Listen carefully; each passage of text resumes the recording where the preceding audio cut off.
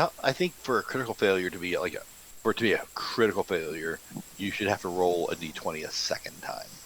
And if it's really shitty the second time, then yeah, because 5% of a critical failure, 5% of the time, that's a lot. Mm. It's true. I can finally open my character sheet. Jesus Christ. Like I use a chainsaw a bit, not a lot, but a bit. I've never had a critical failure. Have you ever had a critical success? What does that look like? I've dropped a tree exactly where I wanted it. There you go. I'd say that's a success. Well, maybe not critical. But I can see Critical a critical success would be that it chops itself up for you. There you go. Falls into pieces. I can see a critical failure though with a chainsaw. Please no. I was hoping you weren't going to point it out. No. Don't describe what could happen. Don't do it. I get really freaked out watching people up trees with their chainsaws, especially if it's in like a fail compilation and they're not doing things properly, and they almost drop their chainsaw on their leg. No, I can't cope with that.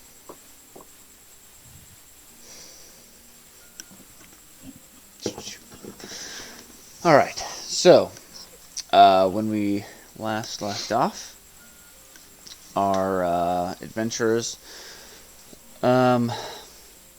had kind of gone on a whim search through Salt Marsh after doing some scrying on Scaran Wave Chaser. They saw him do some kind of shady, kind of sneaky stuff, and then disappear into the fog of Salt Marsh. So they went out looking for him, and they ended up finding him. And he was kind of skulking about a harborfront, some harborfront buildings. After catching up with him near the bridge as he was running away, for whatever reason, an interrogation took place. But before it could be finished, you were all attacked by a very kind of creepy, large creature with long arms, gaunt skin, and huge dagger-like, or like sword-like fingers. They were very sharp. Very sharp. While this was going on, Scaran bounced out of there. He left, and Hisik, trusting that his friends could handle the situation, took off after him. In true to form, you guys did handle that creature fairly easily. However, before perishing and disappearing in a cloud of smoke that faded into the fog, it said something to the effect of, "My mistress sends her regards." While this is going on, Hisik caught up to Scaran and began some type of started his interrogation, which included some punching, some fighting, and ultimately Scaran was able to do something, surprisingly, that opened up a portal and allowed him to... a portal or like something. I guess you don't know, but he was able to step into it, and he disappeared from view. Hisik sprinted back to Anders' mansion, where he made contact with Anders, forced his way into the home, was unable to convince his way into the home, so forced his way in, went in, and ended up finding what he was looking for. Scaran's room, the strange crystal, Scarin used to seal his letter, and also another sheet of paper, hopefully one that was underneath the original letter. And it did look like it had some impressions on it from the previous parchment being written on. However, due to the time constraint, he wasn't able to ascertain what it said. Making his way out of the building, or out into the main lobby again of the mansion, he met up with a number of his compatriots. Lucilla was able to continue her shape change and use that to her advantage, drawing Anders away from the group. However, Captain Pillar showed up anyways with his retinue, more or less, his guard, a heavily armed force of guards. After which he ended up leaving, or ended up placing everyone under arrest and taking them to the guardhouse. A short time later, while this was happening, Lucilla was on the run, hiding out around town. And not a short time later, but a couple hours later, Captain Pillar incredulously had to notify the characters that he had to release them, send them on their way, warn them against any further action, and held on to the evidence that Scarin perhaps could be part of the Scarlet Brotherhood, and had nefarious plans for the town of Saltmarsh. You all made your way back to the ship, the Gnarled Knot, and there you met Lucilla, who conveyed some frustration. And an argument broke out between the members of the party and Lucilla, with Lucilla complaining about no one really seeming to care about the things that she needed to do, or appreciating the things that she did for the group. And we ended our session with Lucilla exasperatingly walking up to the why am I losing it in my mind? Not the tiller, but sure, the tiller. To the helm. She walked up to the helm of the ship and told Thrak to kind of get the ship ready. And that's where we find ourselves. Late night, early morning. What do you guys want to do?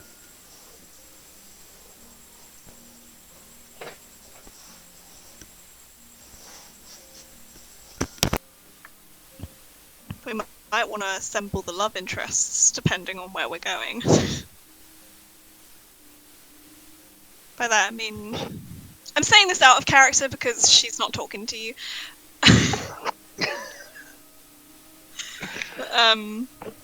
Yeah, we've got Natalie and Thomas that are not with us. Oh, right. Did you just admit that Thomas is Lucilla's love interest? No, it was at one point. I thought it fit. You used the present tense. I couldn't think of a word to bind them together. Lucilla and Thomas sitting in a tree. Probably kick him out of it. Yeah, just a reminder. I wrote that down to remember for this session because, dependent on where we're going next, we probably need at least one of them.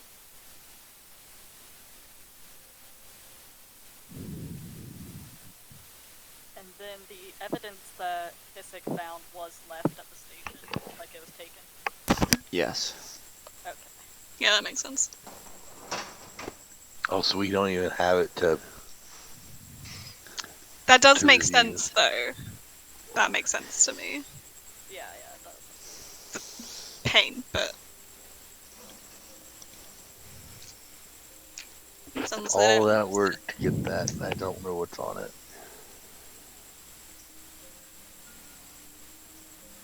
I think if you maybe had rolled better while you were searching, you might have had time. They were unlucky rolls. They were...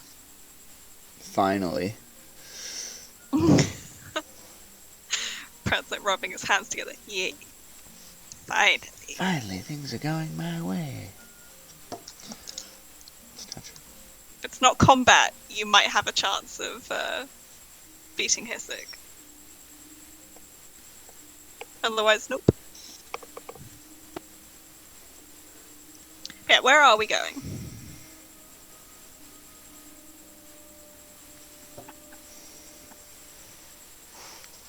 Are we going to Raven's Club?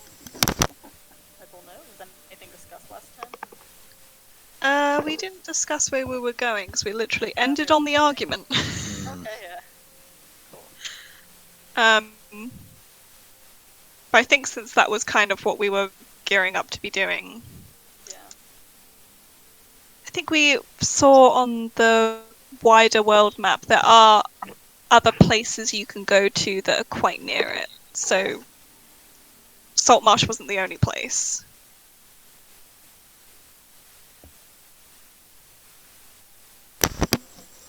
Brett, are you happy to do backstory stuff today?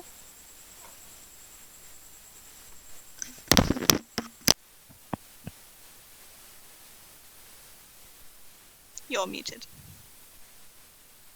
Maybe he's just not talking. I couldn't tell if you said Brad or Brett. Brett, sorry. Yeah, no worries. Well, Ukala's in a weird place because he, on the one hand, wants to usher Natalie into this, whatever this swamp forest situation is, but he also kind of promised Natalie he'd help her rebuild the shop. But obviously, a a session about rebuilding a tattoo shop is not an exciting session. So let's not dwell into that No, too you much. do whatever you want, but it's more the fact that we're under suspicion at this point. So Does anyone think that the mistress is the witch, the Oni, and the tree? oh, what, the lady from the casino? No. Wait, what mistress do you mean then? But yeah, the mother. She said, my mistress sends her regards. Oh, yeah, no, So definitely. I don't think it's referring to the mistress. Yeah, definitely. Lady Has, Nightshade. Grandma Lady- Nightshade. Was that There you go. Granny Nightshade. Has, Granny Let's Nightshade. just sail to a place near Saltmarsh, but yeah, not super far. Then we can investigate Granny Nightshade, or... yeah, is the Roving Glad in the same kind of place as the tree? Was it the Dreadwood? Yeah, Tree, the forest. Yeah. Is it kind of near there, or? no. Hmm. I think when the party split up, we traced the origins of it was either the Oni or the living tree. I don't remember what it was. Not living tree. I don't remember what the term was. Corpse tree. I don't know. Yeah, I think they both came out of the swamp, Oh, they came out of the swamp. Oh, okay. if I recall. Yeah. Ixley and Ukala. chased. We followed from the swamp back. Okay. Why did I think it was the Dreadwood? That's fine. Ignore me. The swamp that we now know used to be where the Roving Glad was. Okay, so... I think that is the next place. That makes You sense. can angry sleep and then leave in the morning. Angry Yeah. sleep.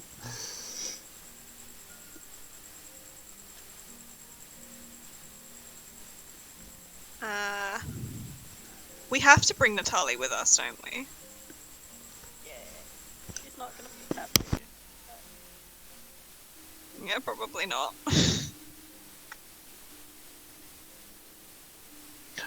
Before we leave, Hissik will make his way to the sail shop and see if the flag is done. Priorities. To see if I don't want to leave it. No, it's good. It's good. It's good priorities. I don't know. I almost think it might not be enough time though. I think the guy said 2 days. And I don't been know. like a day and Yeah. It might be done. A bit. Yeah, we might need another day to finish that and also get the... If we get the shop to a place where it can at least be like a secure, like lock it up and go. Make sure it's not missing a wall. Right. Yeah. And that's Yeah, I think Hisik adventuring through the city is probably not a good thing. So he'll spend his time helping Ukala in on the tattoo shop.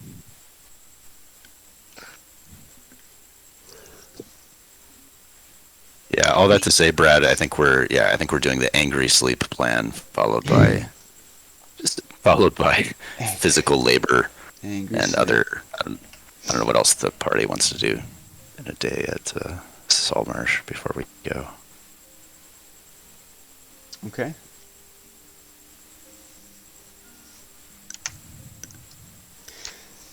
So you guys make your way to your respective cabins, and the gentle, protected waters of the harbor lull you to sleep.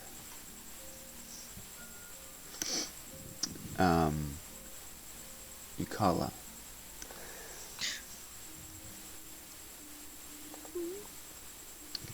Give me a second here.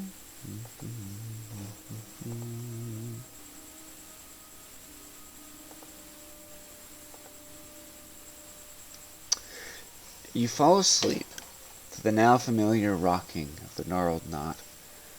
Soon after, you find yourself surprisingly back inside another of your waking dreams.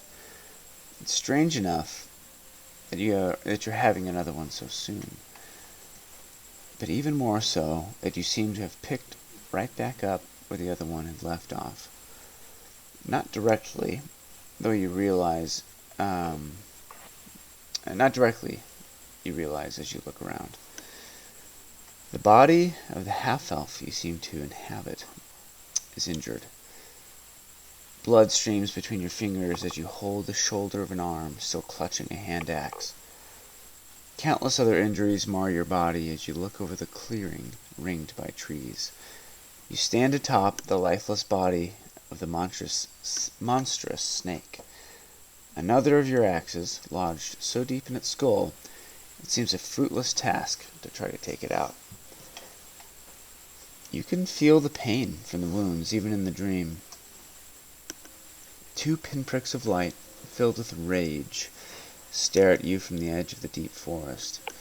You will pay for that, hisses a nightmare of a woman dressed in tatters, barely able to cover her ragged frame.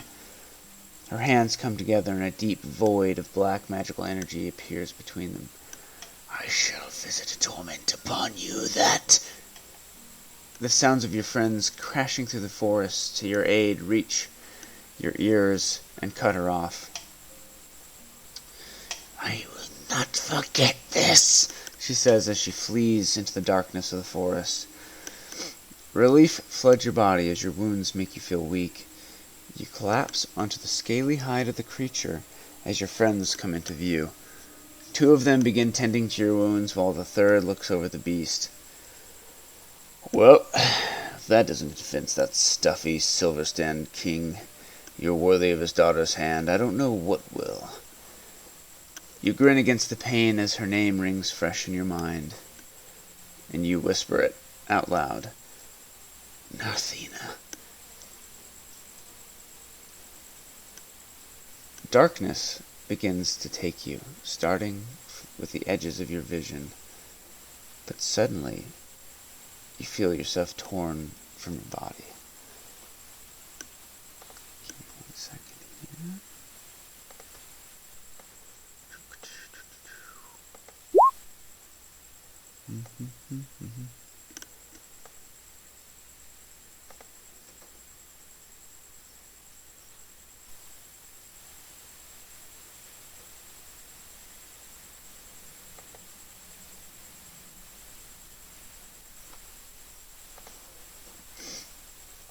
Where are we at here?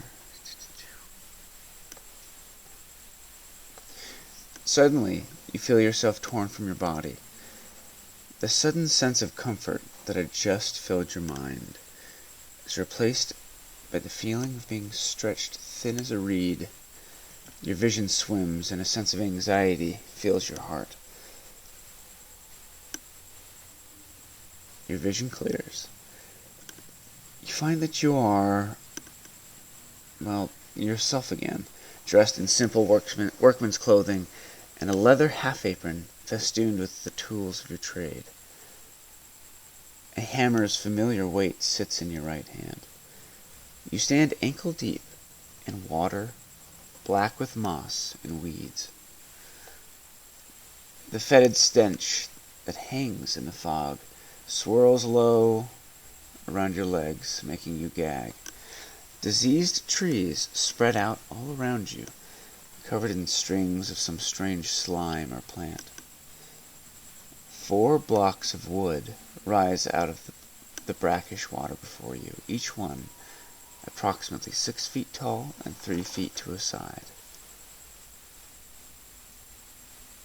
What do you do?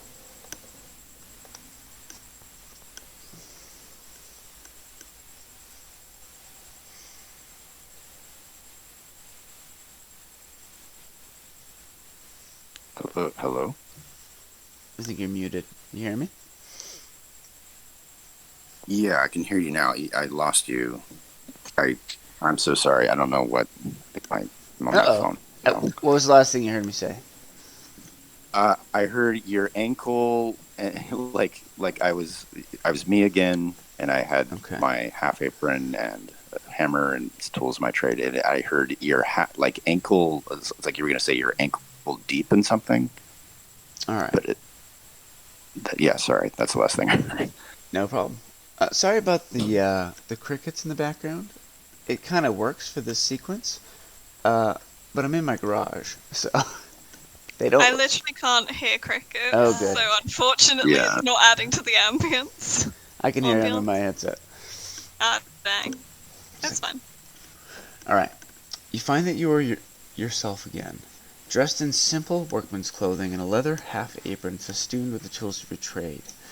A hammer's familiar weight sits in your right hand, and you stand ankle-deep in water black with moss and weeds. The fetid stench that hangs in the fog swirls low around your legs, making you gag. Diseased trees spread out all around you, covered in strings of some strange slime or plant. 4 blocks of wood rise out of the brackish water in the fog before you. Each one is 6 feet tall and 3 feet to a side. What do you do? So sorry. There's 4 like pieces of wood. Yeah. So like a solid block, like each a rectangular cube of wood. 6 feet. Each one's 6 feet tall, and their sides are 3 feet. So just like a big block of wood. Monolith. Right. Got it. Yeah. Right. And there's how many of them? I see there were 4. There are 4 of them. All right. Quickly look around to see if there's anyone else there. Go ahead and roll a perception check for me. Yeah. Hang on.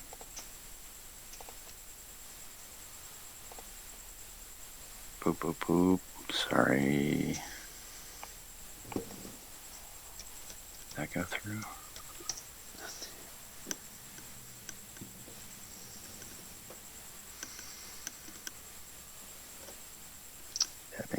That did go through, yeah.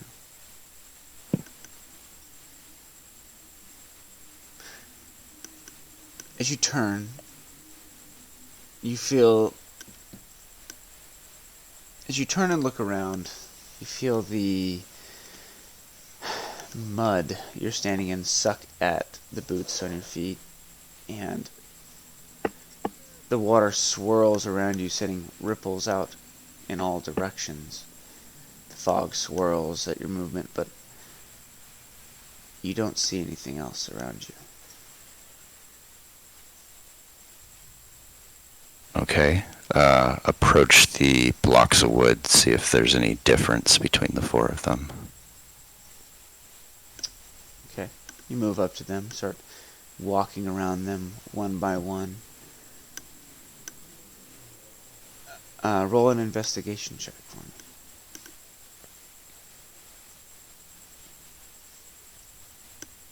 They're all the same size.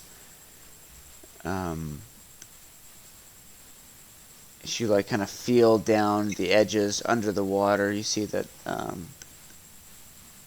they seem to be set into the ground. But there's no difference. They're made of like a very fine hardwood. You're not sure what, but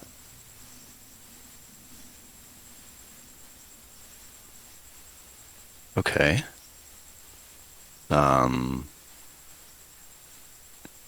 Take out maybe. This is where my limited knowledge of actual woodworking is going to show. But if I have a hammer, maybe like a chisel or something, and not quite sure what I'm going for yet, but just kind of maybe choose the one that's closest to me and start carving. sure. As you, you have a hammer in your hand already. And you reach down and you look at this like half apron basically that's has your normal tools in it. So you pull out some chisels and you start working at this thing. Not sure what you're doing. You just start chipping off pieces of wood. Normally you would take out a pencil or charcoal, and you would draw a rough design, rough outlines, and work your way through, but you feel like you both have no idea what you're doing, but at the same time you know exactly what you're doing. You start chipping pieces of wood off, and as you do this, you start the wood starts taking the shape of, let's see here.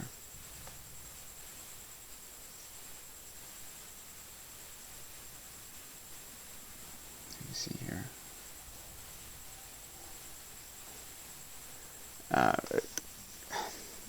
Well, it's hard to tell initially what it is, and as you're like knocking these chunks of wood away, it's almost like more wood is coming off than normal, and you're working at a faster pace than you would expect. And then surprisingly, as you kind of look down at your feet, you watch as the fog starts gathering towards the bottom of the pillar itself, and as you're looking at it, you kind of take a small break from carving, and you watch as the fog starts coalescing around this block of wood and kind of swirling up it from the bottom, and within about 10 seconds or so, it has kind of swirled up and over the top of it, completely encapsulating the fog. You continue to carve this thing, and you try to stop. Like, this is unsettling for you. You try to stop carving, but you find that you are unable to. Your hands are covered in the fog. It's disappearing in the fog so thick that you can't even see the block of wood anymore. You can't see what you're carving. And you break out in this sweat as the humidity and heat bear down on you as you work harder and harder and harder. Your hands are driven by something other than yourself. Soon, with a feverish last hit, you watch as a piece of wood flies out, a chunk of wood, a chip flies out of the fog, and you step back. And you watch as the fog starts to fall away from the statue, revealing what your hands have wrought. And as the fog falls away, you do see what your hands have wrought. You see the hard edges of the wooden block have become a mass of organic forms. 7 undead men and women entangled in a desperate struggle for a scrap of meat held overhead by one of the undead.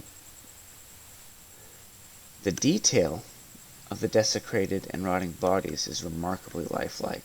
Probably some of your finest carving, if not your best. But their snarling faces are far from the most horrifying part of your carving. As you look at the scrap of meat being fought over, you see that it is a small, scaled, 4-fingered hand.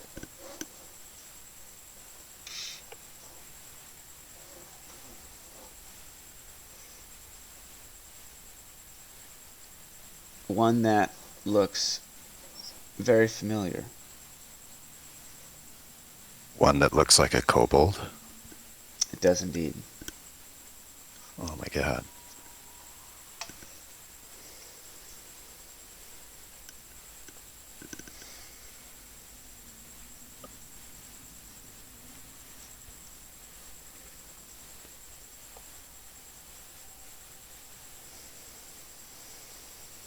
Has the fog dissipated at this point, or is it still? The fog is still kind of returned to its original state.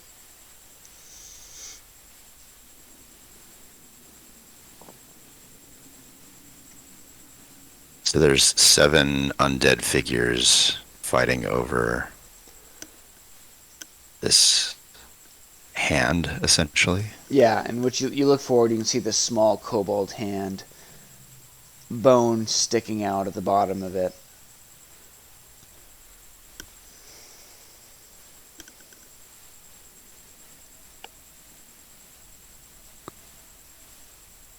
As much as he doesn't want to, Kala will probably move on to the next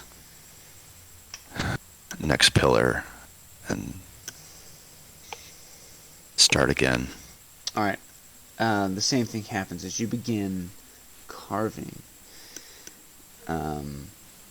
this pillar. You feel the same kind of feverish intent take over, and the fog once again gathers around this particular block of wood as well. And you feverishly carve as you watch chunk after chip of wood fly from left to right, up and over your head as you use your tools. And soon enough, the fog rolls down from the second block, and your heart is filled with dread to find Vanya's body. To find the sculpture is a depiction of Vanya's body entangled in a mass of thick vines and roots, pinning her arms and legs to the ground. A thick vine grows out of her mouth, stretching her lower jaw so wide that it's clearly was broken. Her eyes are wide with fright and pain.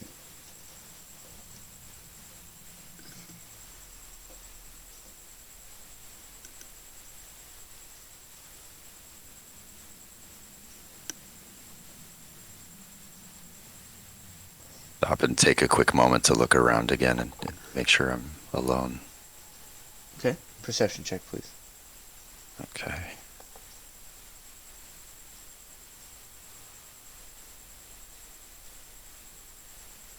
You are alone.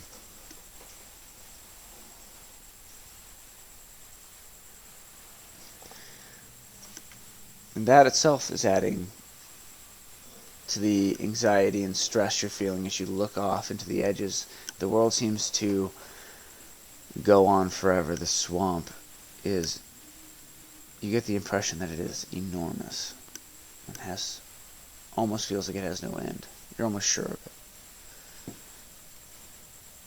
And as you're looking out and looking around, you hear a deep voice.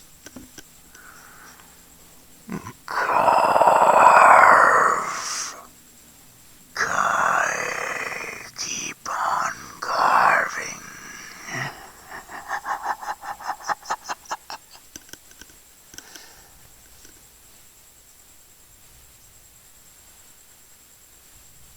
I'm sorry, what did it say? He's saying carve. Or it, rather. Hmm. Carve. Keep carving. Okay, I'll move on to the next. The same chain of events is repeated. And as the fog rolls off this third block, it reveals a domed shape with a mass of spikes sticking out of it at all in odd angles. Dead men and women of all races are seen stuck to the spikes in all manner of degradation. The freshest looking one is shoved stomach first onto a massive spike. It's Hisek, and his eyes are staring.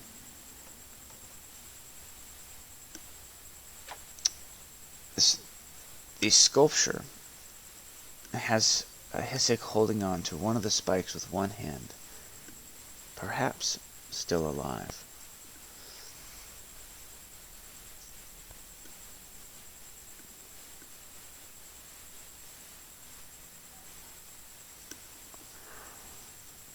Go on. Just one more.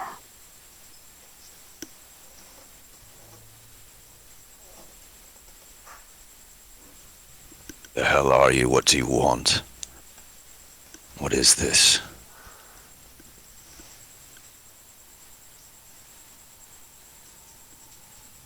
I want you to carve.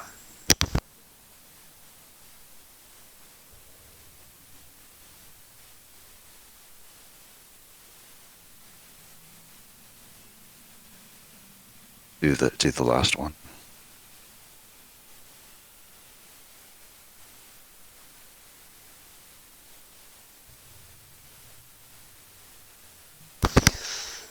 You move on to the fourth.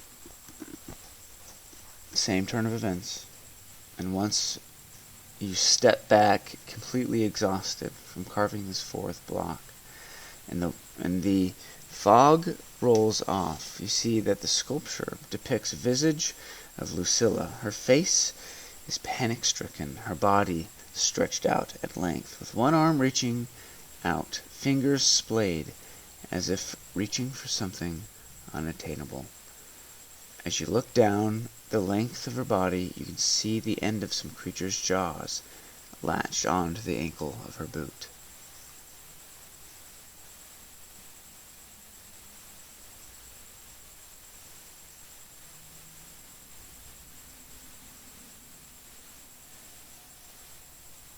As you even look at it, this is your finest work yet. You can see somehow these minute, what look like air bubbles worked into the piece.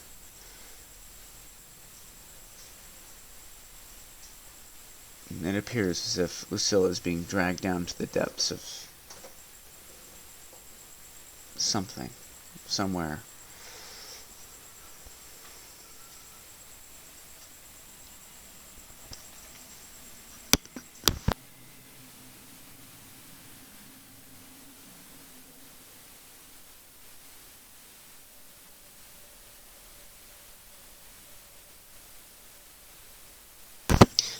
An overwhelming sense of dread and doom invade your heart as the fog tendrils begin climbing up your own body, and you feel terror as you begin to carve into your own body.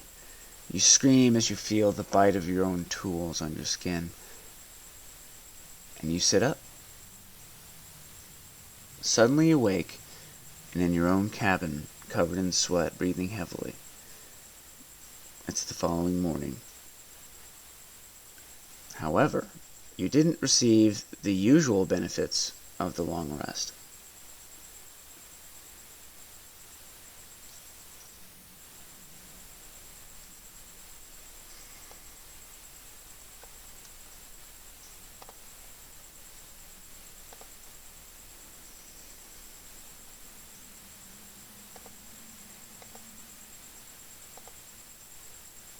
Well, all right then. Time for coffee and the morning paper, I suppose.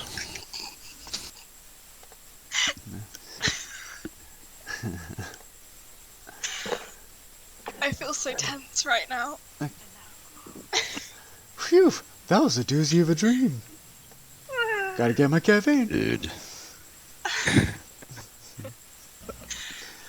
Anyone else feeling suddenly very stressed? Just me? No, not just you. But no, seriously, Ukala will grumpily, wearily make his way up to the deck. Alright. More grumpy than usual.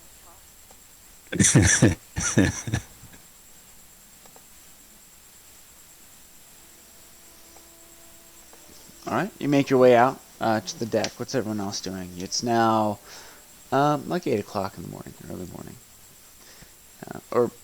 About 8. As you make your way out to the deck, you see that the fog has disappeared from Salt Marsh. However, this is still kind of this is the winter time now, and so the sky is overcast, sun hidden, a chill on the crisp wind,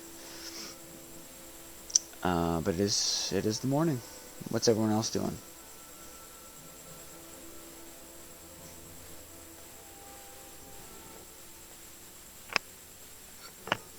Hizik will be on deck doing his, I don't know the term. Not mantra, but his, Do you do Tai Chi in the mornings? there you go, Tai Chi. Yep. His Yep. That seems his like a great katas? way to wake up. That seems like a really great way to wake up in the morning, just doing some chill movements. We should all live like Kissick. Minus the punching servants in the face.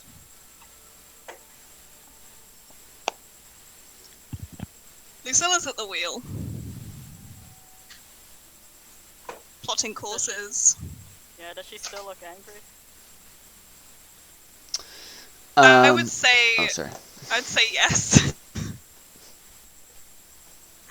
I mean, if I wouldn't say that she'd be trying to hide it because, she's kind of put her piece out there. So, Brad, you can still have her role if you want to, but I'd say it's plain on her face. Less of a I'm gonna punch a wall type anger, more of a I am so close to being done type anger.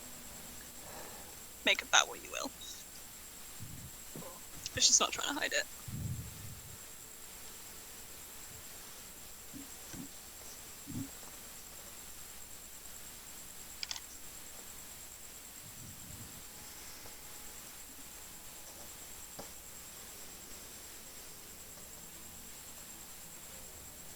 Alright, give me 1 second here.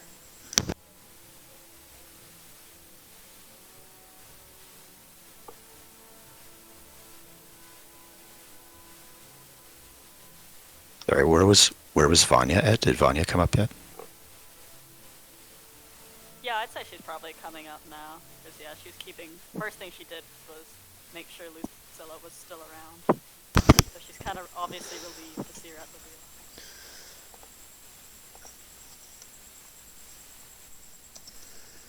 So, do you think we should try talking to her again, or does she need her space?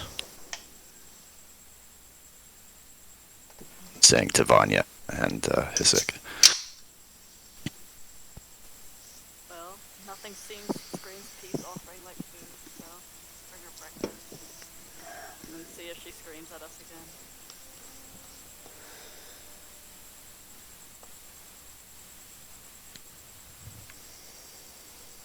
So you're just bringing her breakfast? Yeah, I'll just bring her a plate with, like, I don't know, whatever's breakfast.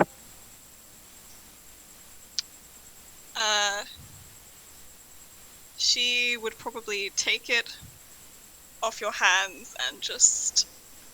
If there's like a table where her and Thrak are like plotting navigation on maps, she'd just shove it there and then not say anything more to you. I should probably say, might want to get ourselves together to leave as soon as possible. Before someone comes out of this town and burns our ship to the bottom of the harbour. Still wanna come? I go where my ship goes. Excuse me. God bless Good you. Lord.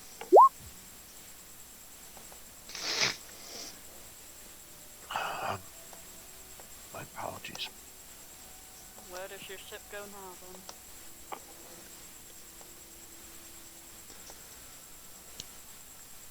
Sorry, I was gone for a second. Did anyone say anything? Just where does your ship go now, then? To this stupid swamp.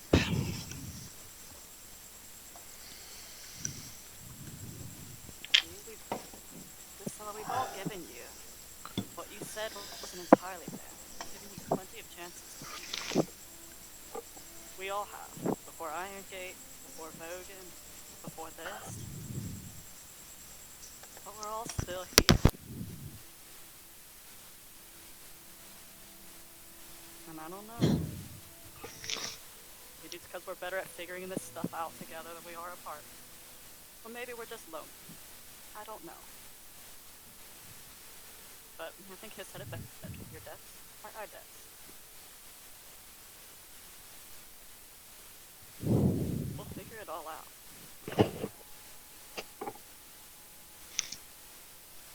Duly noted. I've got work to do. She's like not even really giving eye contact. There, noted. If you want to punch something later, I have a punching bag.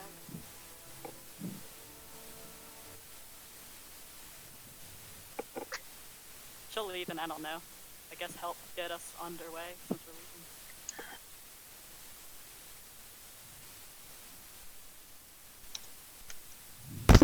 Alright, what's everyone else doing? By the way, Yukala, your hit point maximum is reduced by 6. Okay. Awesome. That dream was the worst. I mean, I'm a barbarian. Hit points are like a dime a dozen. Alright, still. rub it in our face, why don't you? Nice try, Dream. I'd like to imagine that the reason you have reduced hit points is because you punched a wall or kicked something midway through. It's not that much damage, but it's a little bit. It hurts. I need to make a note of what. Here, I'll put this in my campaign notes. Sorry. Talking to myself.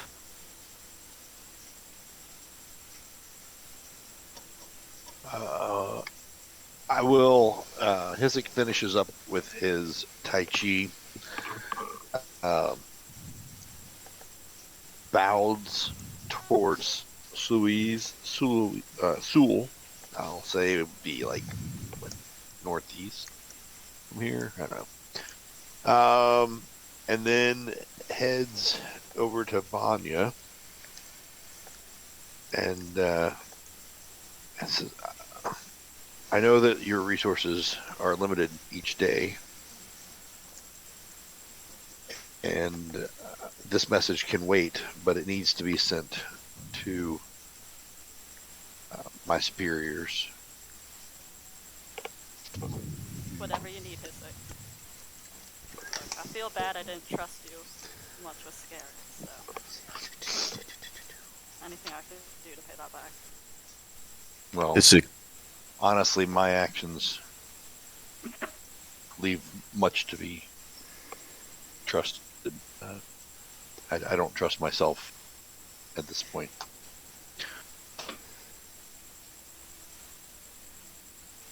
Alright, your It's- superior, same guy? His name's Jedek Albeth. Yes. Alright. Oh, he wrote it out. Nice. I will send that. I did pack sending.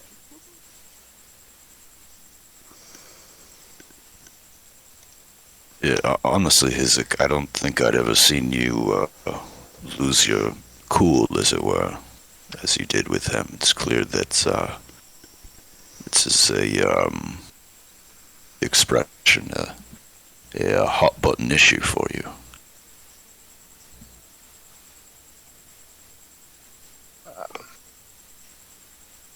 He the Scarlet Brotherhood has definitely brought out something in me that I'm ashamed of.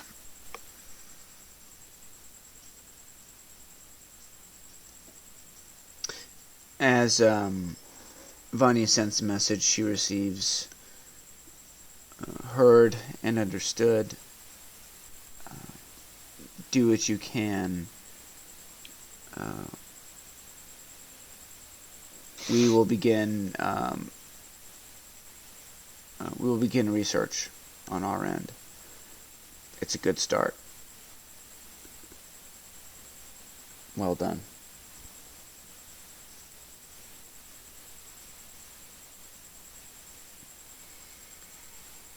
Relay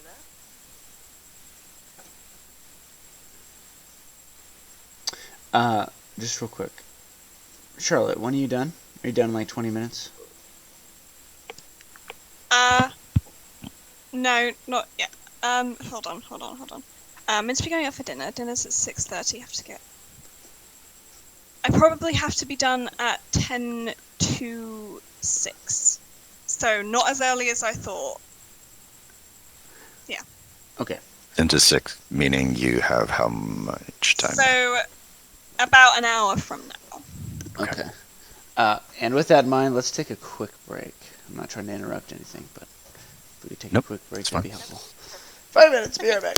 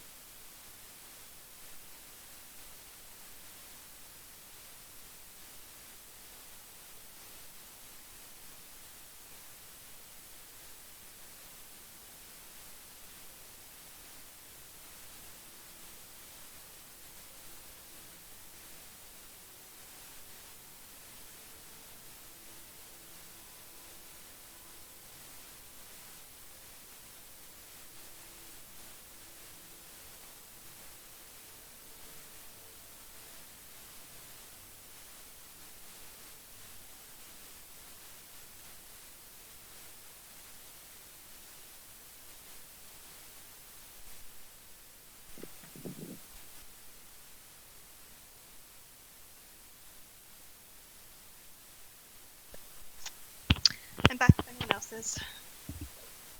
Me too. So you're going out to a dinner, Charlotte? Is that what's going on? Yes, it's my mother-in-law's birthday on Ah. Monday, so we're celebrating it today. Fantastic. By mother-in-law, I'm not married, but it's boyfriend's mum is more of a word, more of a mouthful. Got it. Got it. No, that makes sense. Yeah, we're going to a steakhouse. Looking forward to it. So what the fuck with that dream? Yeah. Yeah. Maybe Brad's not here. He's so good at body horror. I know, Ah! I know, I know. Ah! As if the umbilical cord hounds weren't bad Oh, enough. the vine through the mouth was worse. Oh, y'all Yeah. talking about the dream? Yeah, Yeah. Oh, that was that the was worst. crazy. Honestly, that was probably the worst description of anything so far. I hate umbilical cordy things, but that Uh-huh. gave me more of the heebie-jeebies because I care about Vanya. I know. No, honestly, yeah. Part of me wanted to be like, he cuts down the next like wooden block in protest. He just like pushes it over. But I was like, no, as horrified as I am, I want to know what all four of these are, even though I they're know, I was absolutely so horrible. morbidly curious. Oh, they were horrible. Little Hiss's hand. Oh my I'm not god. gonna lie, that makes me want to cry. That makes me actually want to Yeah. cry. I don't like it. Little kid. Well, at first I thought it was all us or something. We were the undead. We but were- then he so kept no, I going, didn't think and I was Yeah, like, that's what I thought. Yeah, oh. exactly. But I'd rather it was not us eating Hiss. I'd rather she didn't get eaten at all. But I'd rather it was Yeah. not us doing it if it Yeah, must but then he happen. kept going, and I was like, oh, it's easy. Oh Like, no! Oh no! I was expecting one of them to be what would happen to Natalie because Same. if you I was really surprised there wasn't a Natalie one. But, like, yeah. But maybe there's a reason. Maybe there's a reason. yeah, Oh, yeah. oh, the gears are turning. So many things this could mean. Mm-hmm. Mm-hmm. Mm. What if she's the voice in the woods? No, I don't actually think that. Yeah, no. I'm thinking It so had- many things. I know. No, similar thoughts have not escaped my mind either. Like, oh, Boise. Love this game. I know, it's so good. And Yeah. Brad's so good. Sasha, I'm so bummed you missed last week. Thankfully, you got the awesome recap from. I Charlotte tried. instead. As soon as I knew you weren't gonna be there, I was like, "This has been one of the most batshit crazy sessions. I have to record as much of it as possible." And Brad, yeah, I'm pretty sure Brad tried to record it, but there were He some did. issues, and then so it was wasn't on that. his phone. He was on his phone, so he couldn't actually, or he's on a different headset that wouldn't record. We tried. Yeah. We tried. I mean, I No, I would know. have liked to have had a recording just to evaluate Yeah. my performance, essentially. Sure. No, me too. But I yeah, can. this is an ongoing thing. You can always bring Yeah. up future things to say to her later if you want to. Don't take me being dismissive as her of me not wanting to have an argument or something. Oh, yeah. So you can bring up anything you want in future. I'm just wondering if I've got time for it today, is all. I don't want to derail things when I'm potentially cutting the session short. So, if we want to go to the swamp, guys, it seems like a fun time. I think Brad would appreciate it being a shorter session, so I don't. Yeah, Brad would- that's also fair. I agree. Yeah. Like, that was an intense description of stuff to make whilst not feeling very well. So props to him for that. Well, I feel like even if we start heading to the swamp, I'm sure we won't get that far into it, Probably not. which is fine. Yeah, Can I we'll just just- stop when Charlotte needs to go. Thank you, guys. You don't have to, but if Brad is feeling a bit Yeah, Brad's peaky, not feeling maybe. good. Maybe it's a good idea. Can I just say, Lucilla got off really lightly in those carvings? Like, sure, it's not great to be dragged down by a creature into the Drowning unfathomless scary, depths, but it's scary. Yeah, it's still at least she hadn't been I mean, impaled. or- right. I mean, Hissix By impaled, and all we zombies. know about Hiss is that she's lost a hand. She might be okay somewhere else. That's very optimistic. Yeah, of you, sure. Kurt. That's very optimistic. More optimism than I perhaps had listening to that. Yeah, hers is probably one of the worst, to be honest. At least to me, but maybe it's because it's his, yeah. Vanya's was pretty probably- bad. And then That was the Vanya's, worst. Yeah, that That was horrible. the worst to I was me. like, Oh. But I think it's because it's your own character. You don't. I don't know. I don't care about my own character as much as I care about your guys' character. Right. So whenever Hissix I was hear impaled. anything, Hissing I was was impaled impaled. last week. So Yeah. It's par for the course at it's- this point. Yeah. It's perfect. Of course. That makes perfect sense. Yeah, I care a lot more about what happens to you guys' characters. So to hear vines and impalement and zombies, I'm just like, oh my god. Ugh.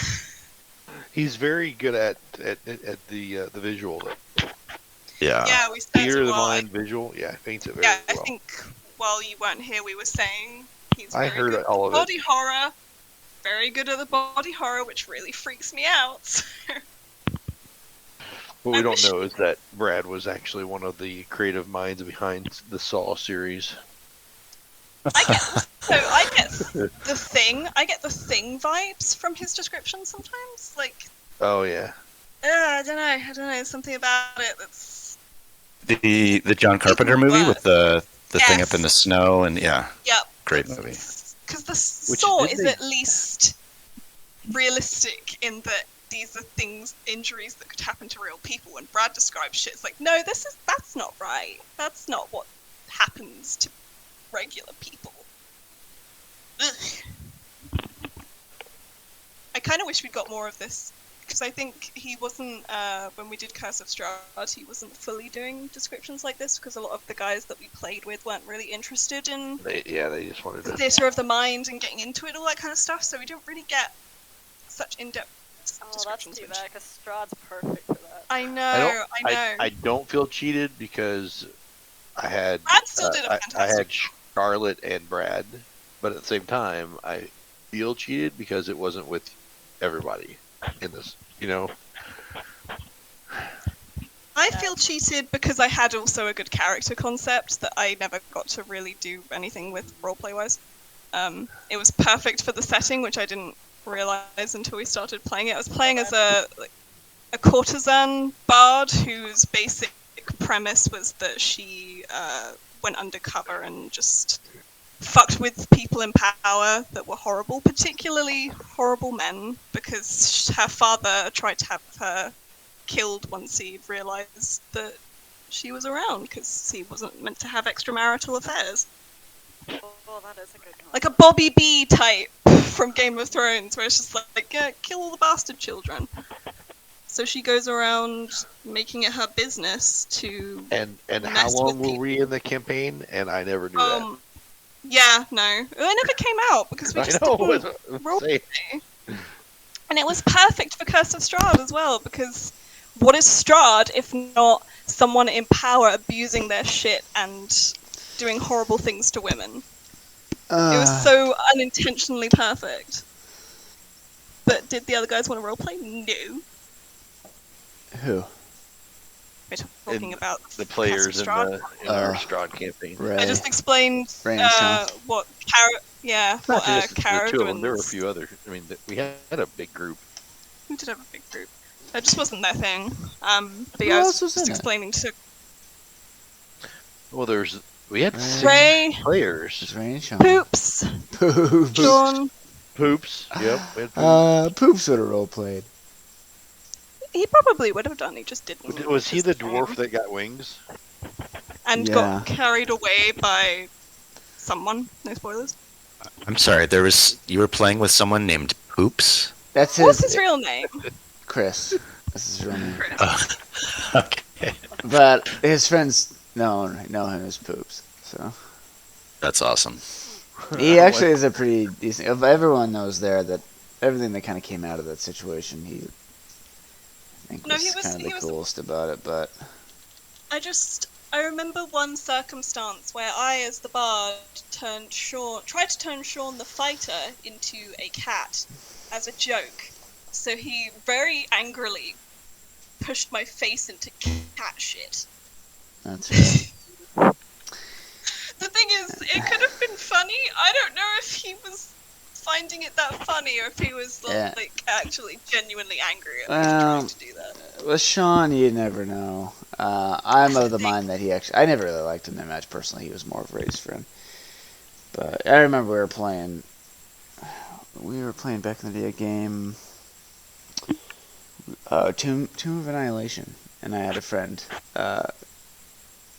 come and play, and it was like the same situation. She like slapped his character because he was being an a-hole, because that was Sean. Yeah. Like a jerk in real life and a jerk in fake life. And then,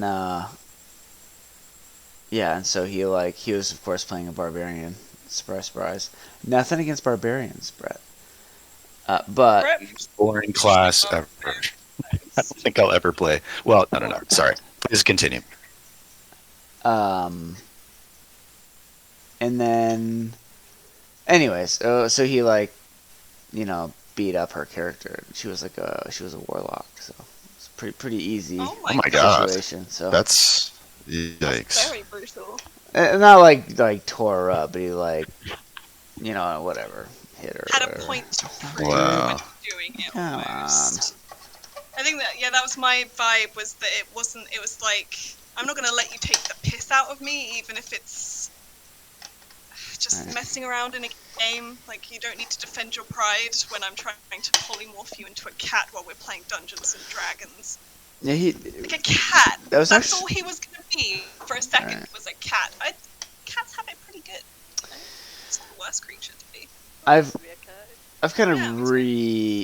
re-initiated contact with Ray. Not re-initiated, but I mean that was years and years ago now. But so he calls Yeah. me every now and again.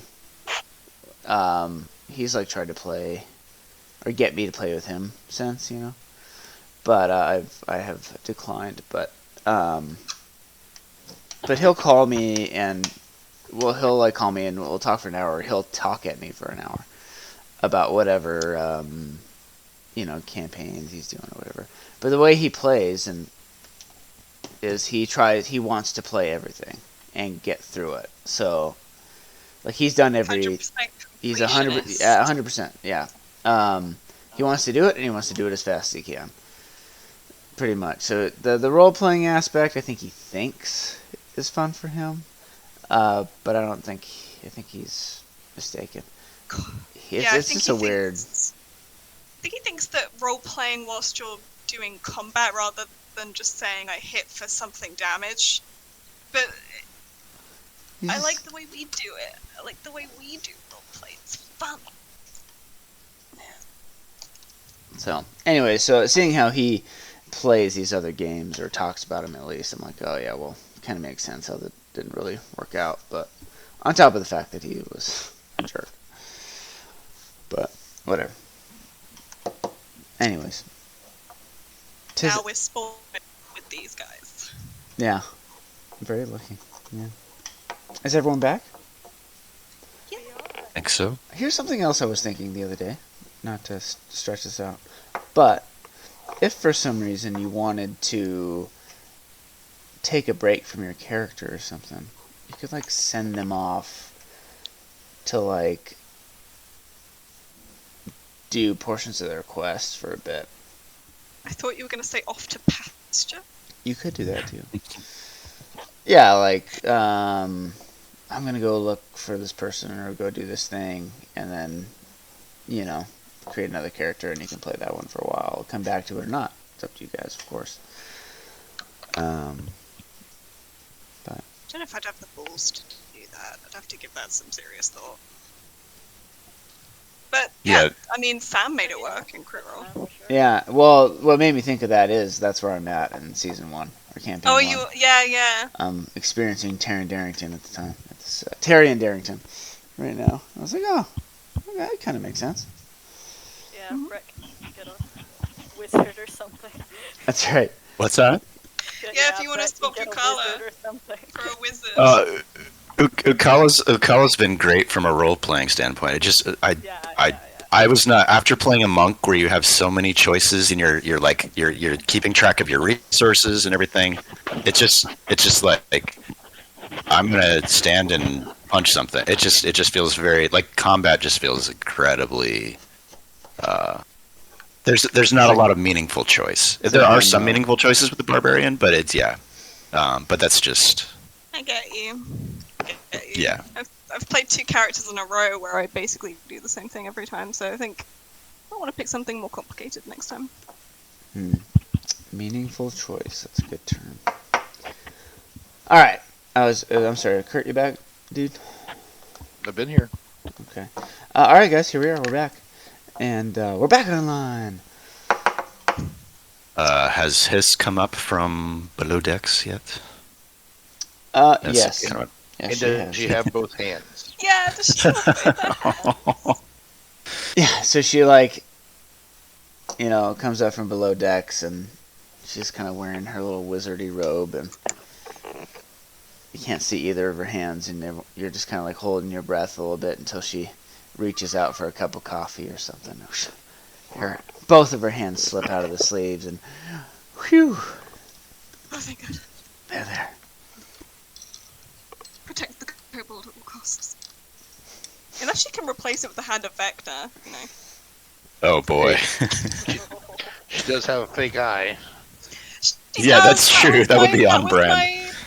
That was my thought. I feel like she'd take it as well. I feel like she'd.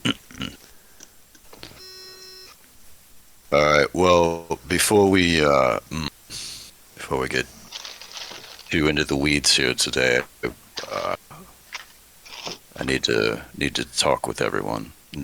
Kind of try to usher everyone over to where Lucilla is by the helm. I realize she's probably not paying attention, but as She'll like stand leaning up against the railing, arms crossed. She'll pay attention. and if Thrak or anyone else is there, kind of ask for, could you give us a moment, kind of clear out everyone who's not part of our group.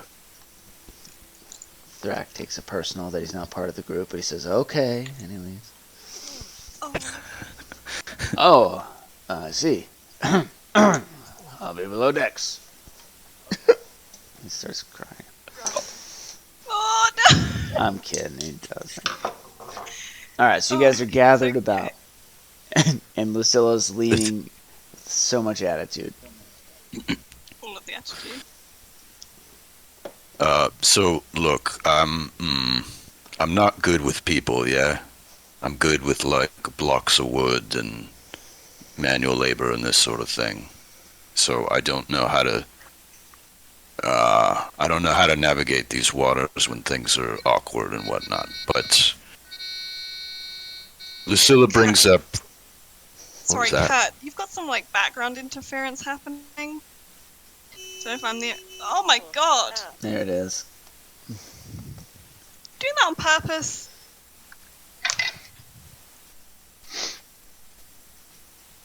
Wow. I think that's a no. I'm not sure he's at the helm at the moment. Yeah. Oh, okay, fine. Are you talking Sorry. to me? Yeah, you got some background noise going on there, bud. Oh, I'm sorry. I had to step away from my computer. That's okay. Sorry. You need us to wait for a sec, or you good? No, I'm back. I'm seated again. Cool. So yeah, since I've joined you lot, I've been shot at and electrocuted and cut up, and I know all of you have endured a lot since we've come together, and that's completely fair. Having said that, I don't think any wound I've endured has been more painful than watching us fall apart of late. But we had to continue on. I need to. I owe it to you all to be completely forthcoming with some recent things that have happened, and specifically, I had a dream last night, if you could call it that, and I saw all of you, and it wasn't great. And to save time, he'll talk about kind of both of the dreams. The first one with the giant snake and the figure disappearing into the woods, and then the second one with the blocks of wood, and the specific name Narthina, and I guess that was part of the first dream. Yeah, the emphasis for the first part of the dream would be the Narthina name, and then also, if I heard you right, Brad, I think one of my friends said that'll impress. If this doesn't impress that stuffy Silverstrand king, was it Silverstrand? Silver stand. Silverstand, Mhm. which, so showing that I'm worthy of his daughter's hand. Is Silverstand the same? Isn't, I'm looking at my notes here, so not to pull it.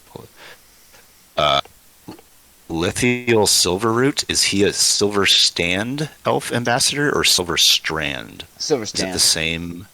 So Yeah. it is the same. Okay. Yeah. So he's from the Silver Stand elves.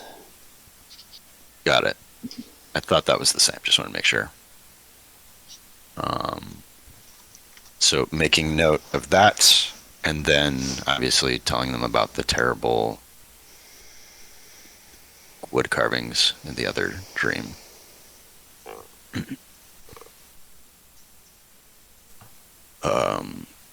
So all that to say,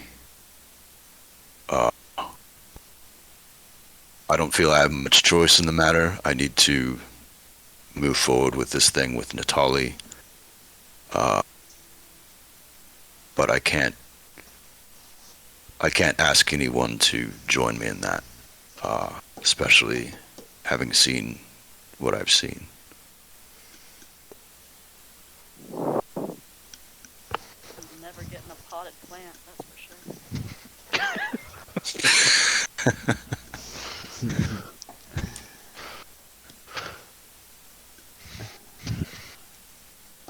Well,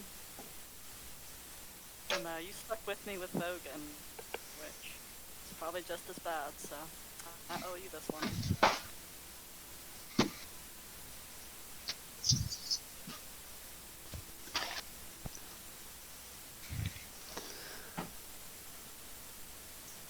Do you want to leave now? Do you want to talk to Natalie first? What are you thinking? Yeah, I don't think Natali's going to want to leave until her shop's at a place where it can be secured at least. So as much as I hate to slow us down, if, of course, we agree to go forward with this, I think I may need to try to get the shop to a decent state. I don't know that it'll take that long, but just so it can be secured, she can feel all right leaving it behind.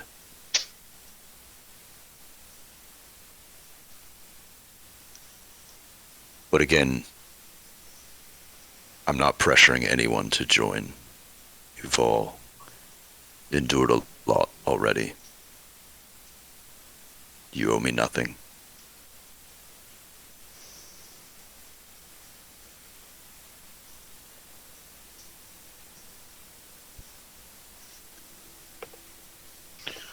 I've cast my lot with this crew. I stand by my decision. I suck at the quiet life.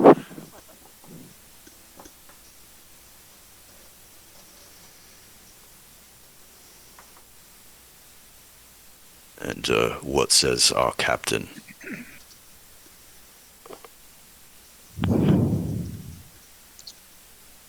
Suppose I didn't come this far to just abandon the party now.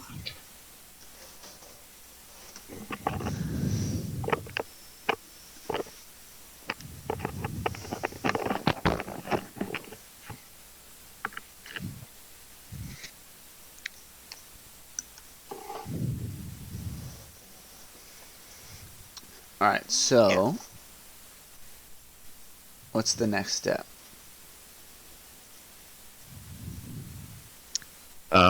Ukala's gonna check on Natali. Tattoo shop building montage. Montage. Yeah, Vanya can help hold things. Alright. Lucilla's gonna go look for Tomas. Hitzik's gonna do the whole drive a nail with his fist. Oh my god! Gonna karate chop the nails in. With his finger, right? Isn't that the thing where you're like Is that a thing? finger distance to the Just how Oh, Bruce Lee the built Yeah. houses. the 1-inch punch or whatever. The 1-inch punch. Yep. Yeah. Like Kill Bill 2, whatever it was. Right. All right, so Lucilla There's the goes. 5-point exploding heart trick is Kill Bill Let me see 2. here. Yeah. So, so you head off into town to go find Tomas, and everyone else, unless said otherwise, will go and go over to the Kraken's Inc.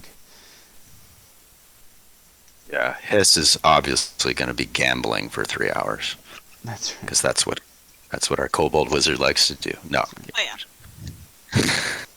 just drinking and gambling. She's hot. So, Lucilla, roll. Am I rolling How for idiot hunting? how do you want to find him?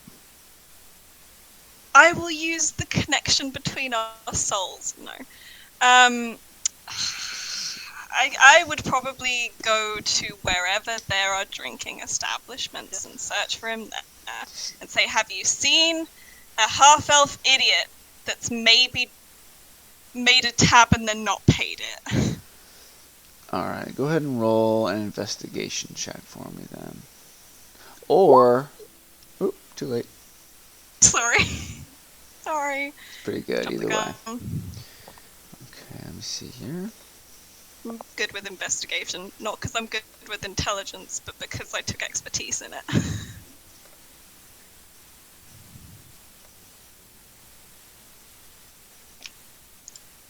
The Pink Panther was good with it, not because of intelligence either.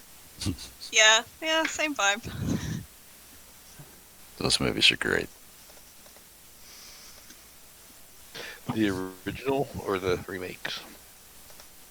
I was speaking of the originals, but I don't know that I've seen the remake. I think in the 90s they remade some of them. That sounds right. Yeah, that sounds right. What movies? Pink Panther movies. Pink Panther movies. Heck yeah. Doo doo doo doo. Dude, Peter Sellers. All right, so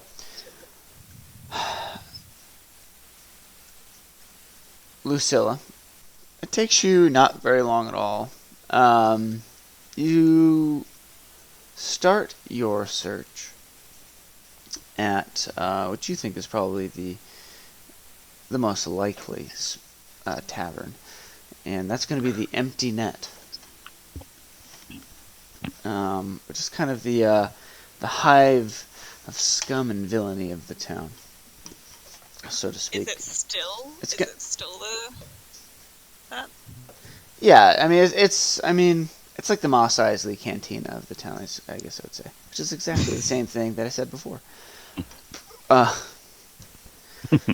Elaborate on the same thing you said. So, but yeah, so as you make your way over there, which is right over here, it's the kind of dilapidated tavern built on, not stilts, but on dock pilings, basically. They're jutting out of the harbor itself.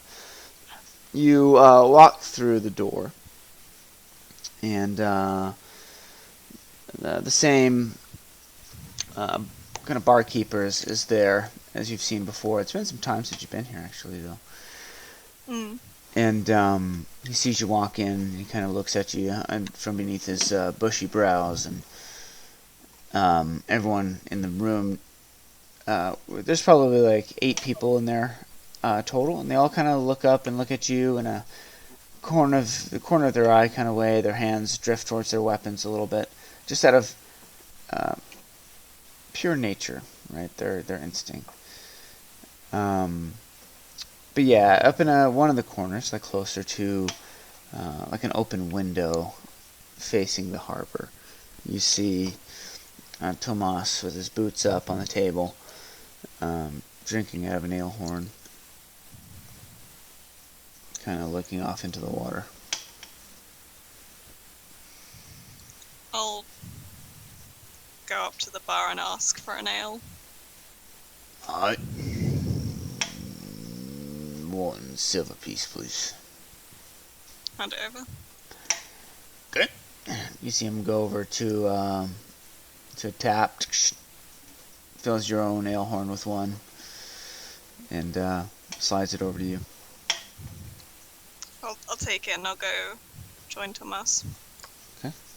As you walk up to the table, he turns at the noise of your footsteps, grins. Well, hello there. It's been a while. Aye. Maybe not long enough. Yeah. What have you been doing? Do I have Yes. any tabs I need to pay? Any destruction I need to have cleared up? I can handle my own affairs, Captain. Child support. God, I hope not. He's got a baby bouncing on his knee somehow. I don't know whose kid this is. Yeah. I have been staying out of trouble. And he takes a long swig of his ale. That makes change. Yes. Nope. But not for Not you, it just seems. No. Have you heard? Have I heard? Hmm. Who hasn't? Well I done. thought so. Oh, I wouldn't know. I wasn't there. Right. Take a swig. Oh, it's disgusting. We're heading out. We're going to a potentially cursed swamp, if that sounds to be of any interest to you. If not, we're leaving without you probably tomorrow. At this point, do what you want. I'm just here to be the messenger. What's the message? You come with, you deal with our bullshit, or you stay here and have a regular old time. So what's in it for me? Seems everything you lot do is pretty dangerous. Don't I know it?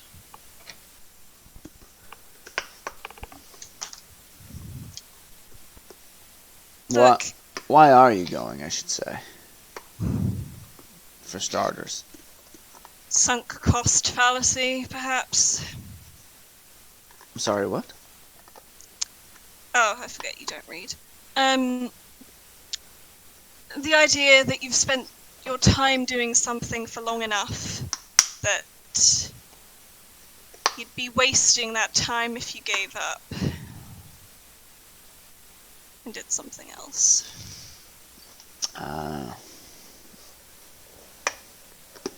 You're in it to win it now, I guess. What? While I appreciate the philosophy lesson, Captain, I was more wondering why you're going into a dangerous swamp in the first place. All right.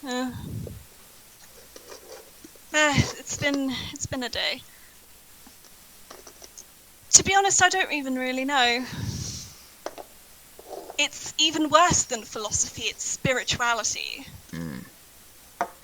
Way It's worse. ghosts speaking to the barbarian's brain. This could just all be in his head for all I know. But What do we you? were told about it by the fey creature that stayed on our ship for a bit, so at least it seems like it's not entirely in his brain. Reliable information, then. What are you looking for?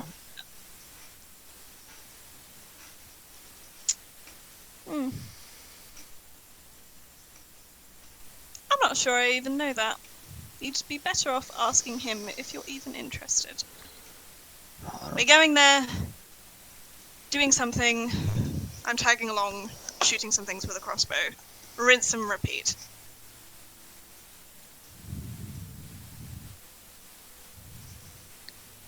Do I get paid? You never get paid. You just take spoils, and I don't stop you. He smiles at that. I have found myself considerably more wealthy since I've been spending time with you again. I'm glad you have some value out of our interactions. Yes, me too. I'll think about it. I have kind of enjoyed lounging about. Just in case you're not aware of how money works, at some point you spend all of it, and you can no longer drink yourself, Dave, or gamble. So, if you're not going to come with us and take whatever we get out of it, you might want to think of getting yourself a job. Making yourself useful. You see him bristle at that. Alright, well, I'll think about it. When do you need to know by? They're rebuilding a tattoo shop at this present point in time. So I'll get Vanya to message you when it's last call. Well, I'm definitely not helping out with that. Nope, neither am I. I'll drink another few glugs of the ale. It's terrible. Grimace. It's warm. Yep. I'll pour the rest of it into his ale horn and get up and leave.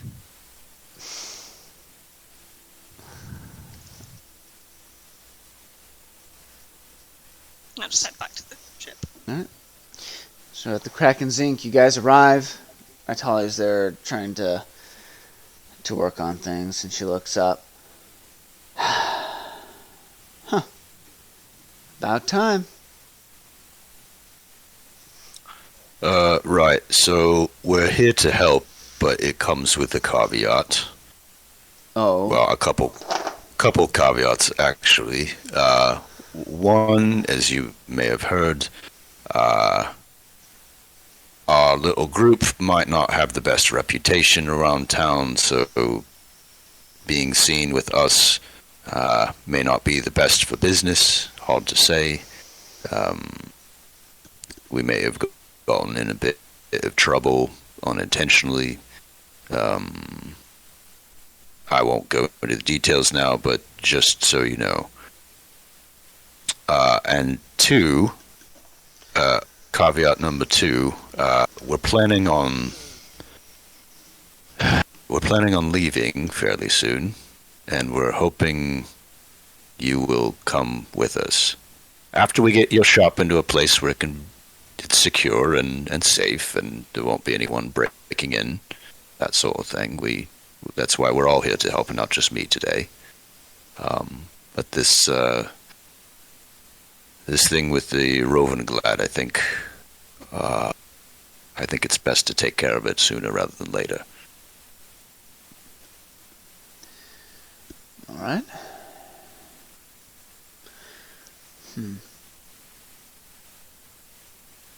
I know it must be scary. There's a lot of unknowns there, but we won't let anything happen to you.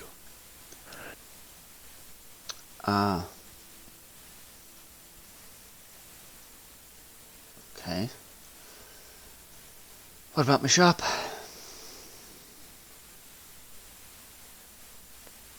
Well, like I said, we're here to help fix it up and get it to a place where you can feel comfortable locking it up and leaving for hopefully just a few days, and be here upon your return. And what's the goal? What are we looking for? What are we doing out there? I can't deny that there is. It seems like there's something at work here, but I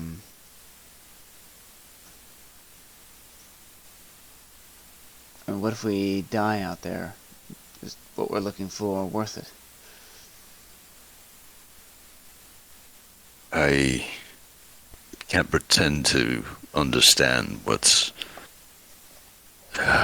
it all means, what's happening, but I think you and I, both, for better or worse, are part of something that's bigger than either of us. You've seen the visions, Natalie. You know there's something happening, something we have to do. I think, and I've said how ironic it is that I'm a wood carver, but I think I'm supposed to help you restore this forest to where it once was, or something. I'm not sure, but it seems to be vital to the preservation of our people, my tribe, or whatever I come from, and yours. I think there's some lingering evil that needs to be uprooted, or something. And again, I don't want to bring you into this sort of thing, but I feel there's no other way to go about it. I think you're, even more than me, I think you're the key to this whole thing. Well, you don't have to flatter me.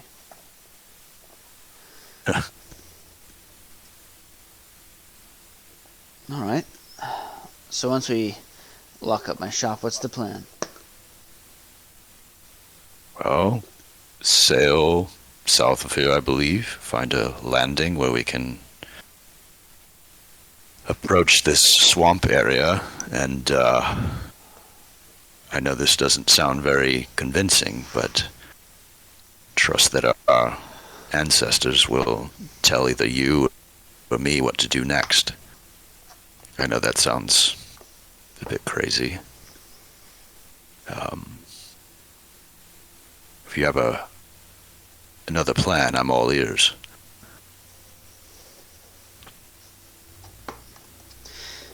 What do you all think? Are you in on this?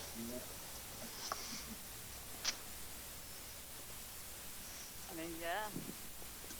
At the end of the day, I think we'll regret if we don't look into this. Who knows how much worse it could get for you or who.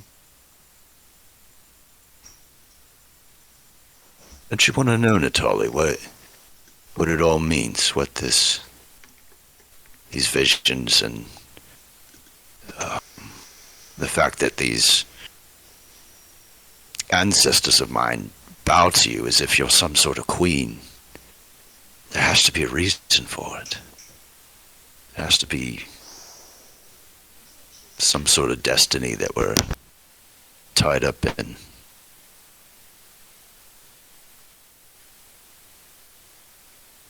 Explain your powers too. Aren't you curious about that? She kind of holds out her hand, and you see this kind of eldritch-looking energy, arcane, kind of sparkles, kind of flit from one fingertip to the next. All right. I'm in.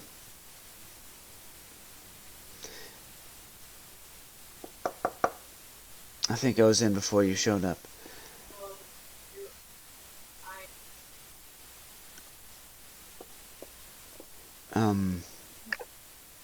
Is there anyone we can talk to that perhaps has been there before?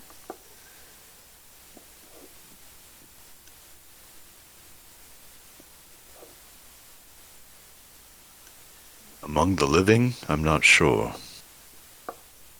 I don't know. If we frame the questions right, I might be able to ask Bogan some. Wasn't there... I want to say there may have been a ranger that I went down to the swamps with. He made no... This was the Fey dude who gave us the pearl. Does Hyssik go off and investigate so we bring back Ixley? That's right.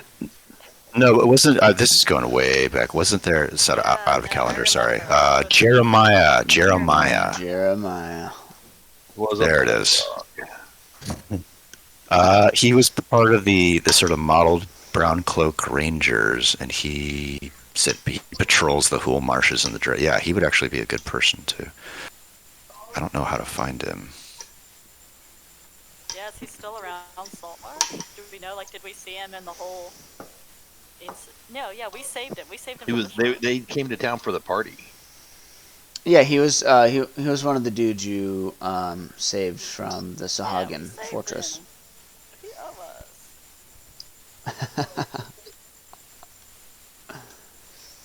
us.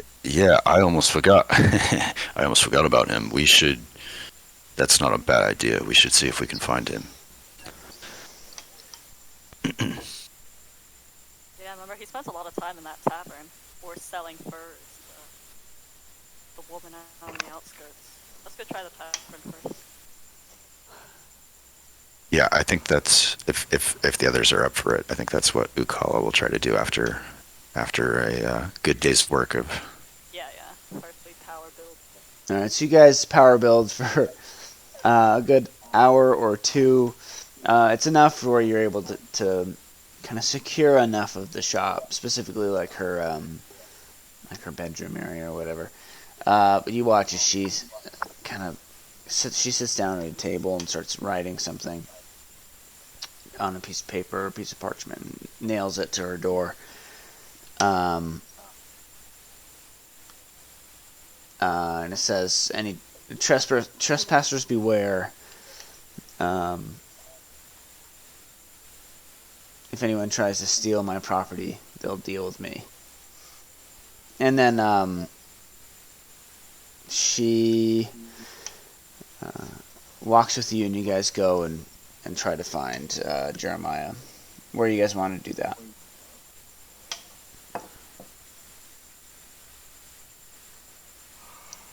Well, Guess the tavern we first stayed at. yeah, for the sake of time, I think over the course of the next hour or so, you'd be able to find him.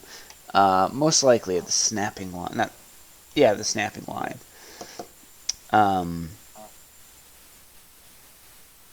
And you find him sitting at a table, drinking some ale as usual.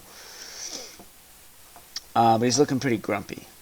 He's not looking like kind of the jovial self you know him to be. As he sees you walk in, his face does brighten a bit, and he invites you over. It's been a while. It's good to see you all. Although I've been hearing some things happen around town that seem to be centered around you folks.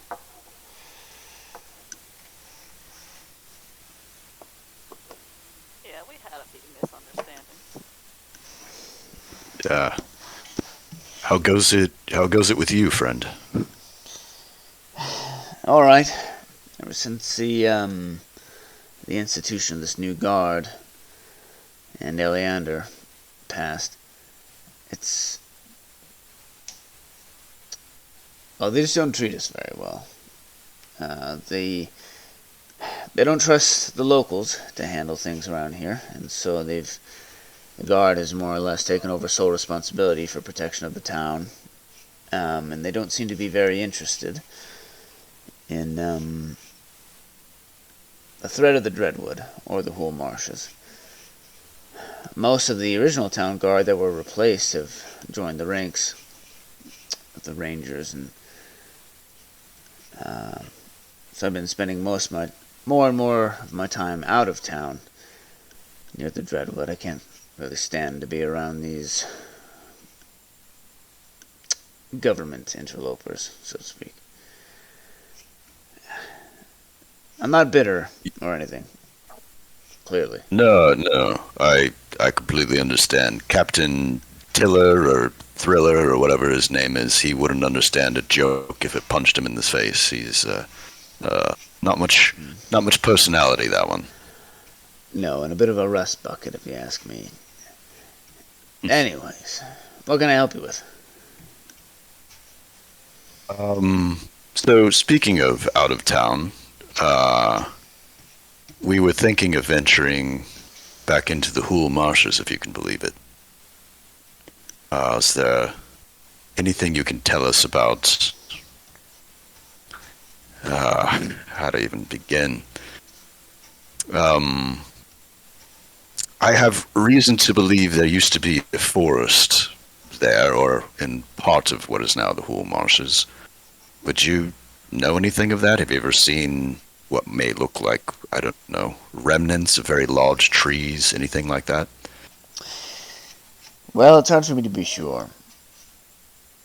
The Hool Marshes has been an effective have been an effective barrier between the hold of the Sea Princes and Keelan for some time, and that's not because the hold isn't motivated or not wanting to take more land. It's a nation of pirates, for God's sake. It's because the Hool Marshes are incredibly dangerous. What I have to say about your adventure is that you're foolish. Well, don't take that the wrong way. Clearly, you are skilled fighters and powerful in your own way. And me, more than anyone else here in Saltmarsh, is probably very thankful. Or there's no one here in Saltmarsh more thankful than I for your skills. But I don't know what you're looking for. But going into the Hool Marshes is suicide, more or less. We stay to the edges. We kill things that come out, or send them packing back in, if we can. But we don't chase them in. And for that reason, it's even hard for me to articulate what's in the Hool Marshes, more than a half of a mile in, really.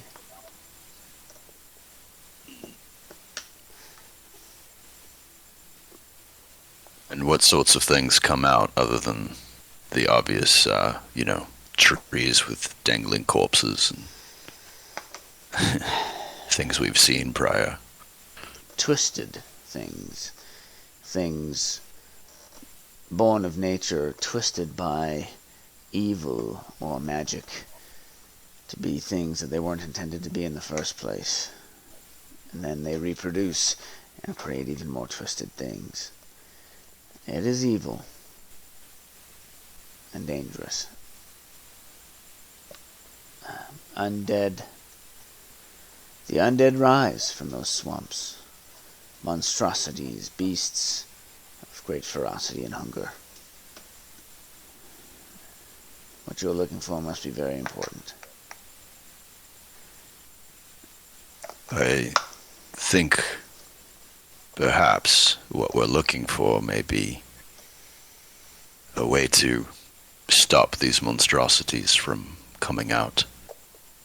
Stop things from being twisted into evil beings in the first place. But I'm not certain. Yes, some have been on this quest before, Uke. Some have. And all have perished. At one point in time, the Keelandish government, the king, this was before King Scotty took control. This was perhaps 100 years ago. And this is only from what I've seen. However, I've seen one of the markers. They put a great thought and resource into moving through the Hool Marshes. They themselves wanted to see if they could get across, so perhaps we could, or the Keelandish kingdom could expand into the hold of the Sea Princes. But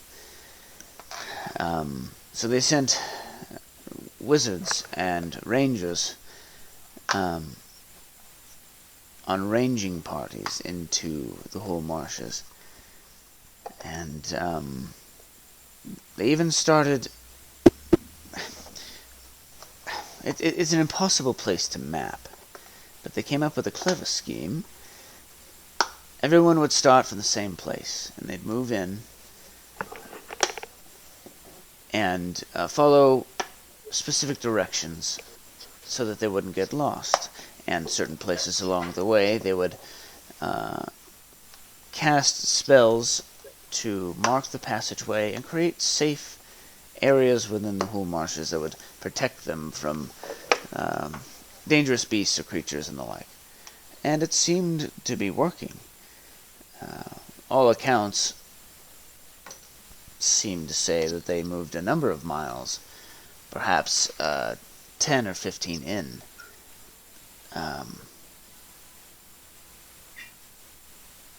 Every 5 miles or so, they would place a marker, a beacon. But even moving that distance, that far in, took great effort and moving at a slow pace. There's nothing to eat out there. There's no water that's fresh. You had to bring your own resources. But they were accomplishing it. They lost a few men, but they were doing well. And they were pushing further in. There was even talk of setting up a more permanent base of operations further in.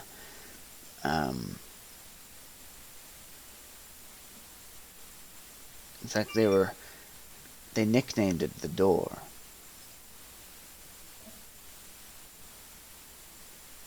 Anyways, they were never heard from again. They disappeared.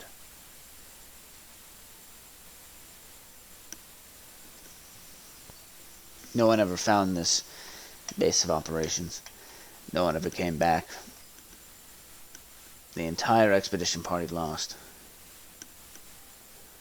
And Keelandish government decided it wasn't worth the risk anymore. And they canned the project. And reportedly these safe spots still exist. But no one has seen them in some time.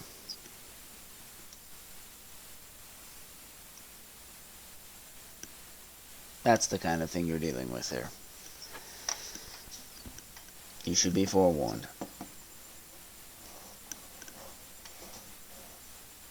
I appreciate that. If you were to take your best guess, where would you say the best place to start would be to try to find this, these markers, this door you speak of?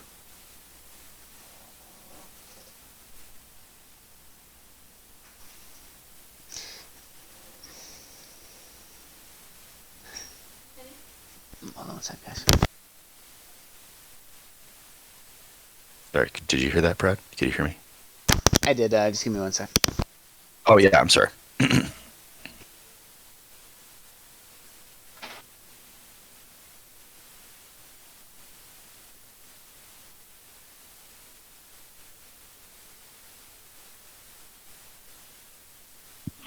Why did I think we'd get more done today?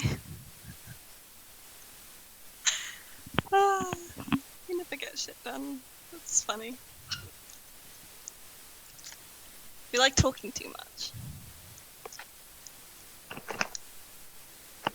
That's why we are going on year 2 for this campaign. Yeah. No, I don't think it's been 2 years for this one. I think it has. No.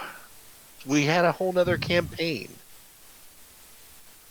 I'll I check my diary. I'll go check my diary because I have got it notes. recorded. Of course you have a diary. Yeah. I have notes from November 2019. Yeah, I was thinking like Okay. a year and a half on this one Yeah. and a year and a half on the other one. Oh, I think 2 years ago, around now, I was drawing my first portrait, so that checks. It took me months to finish it. Well, you know, it takes us months to sail across the sea. Yeah. Which, it might actually take that in the D&D world as well, so it's somewhat appropriate. Mind you, we get told it's like a 7-day journey. It's like, how many months has it been since we started this? 3-hour tour. A 3-hour tour.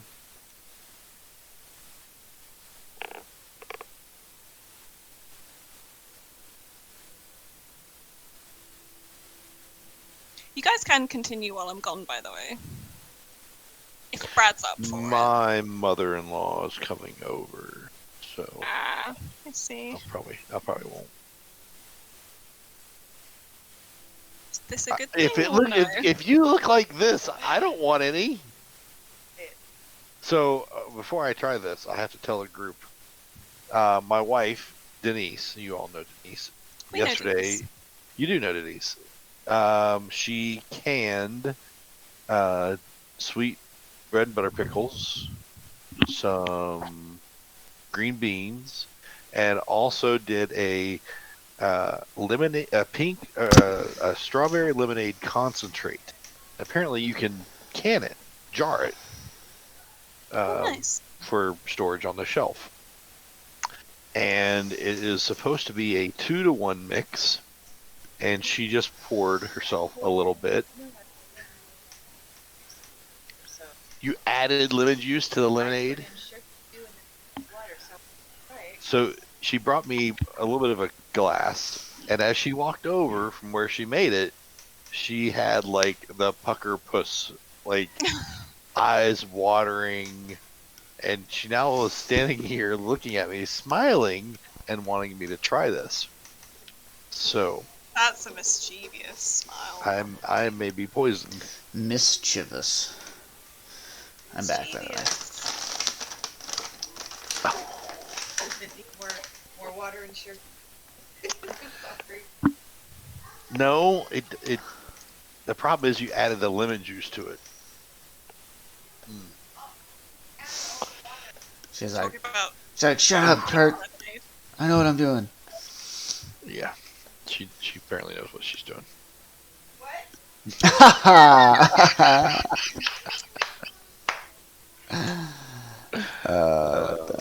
So he ultimately tells you, for the sake of time, that he can get you a good starting point.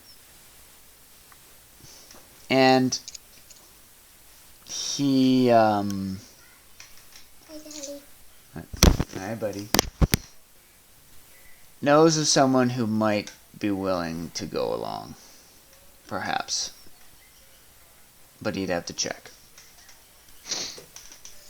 And he'll stop by your ship later with the information that you seek.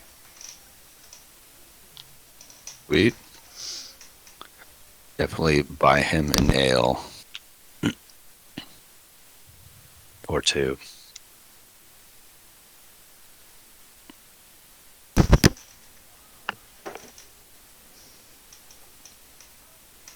Alright. Anything else you guys want to do? Don't think.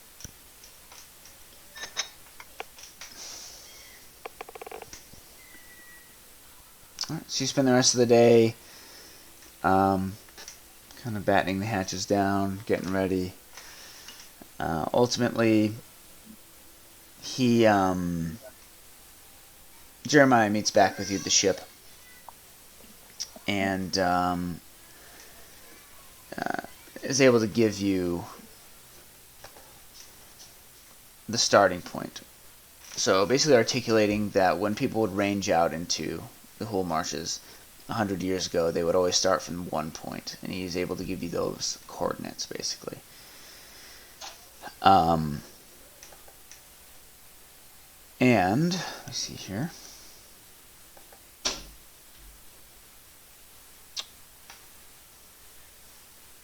me see if I have a map here for you. Hold on a second.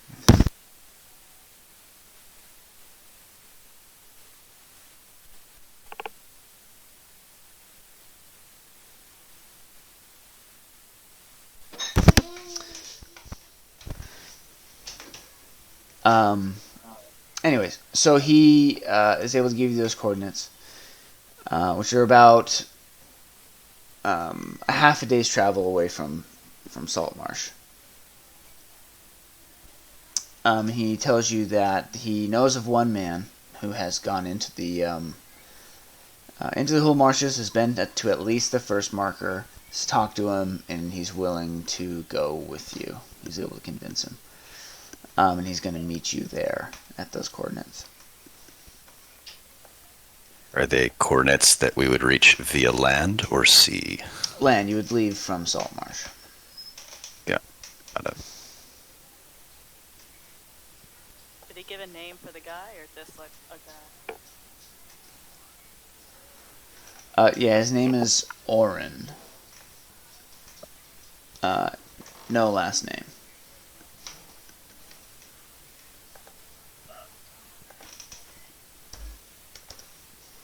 All right. And he kind of, as he's gives you this information and he's walking away, shakes each of your hands. Listen, this could be the last time we talk. I can't stress enough how dangerous this place is. You have been a good friend to this town. And, if you haven't been told, thank you. And Orin, he's strange. But, don't underestimate him. Good luck. With that, he gives you like a scrap of leather with a faded set of coordinates on it, and he leaves.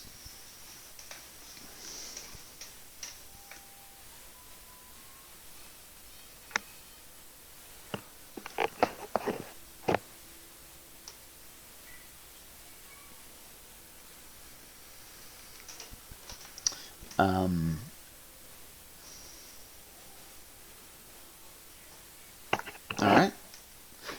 Anything else, guys?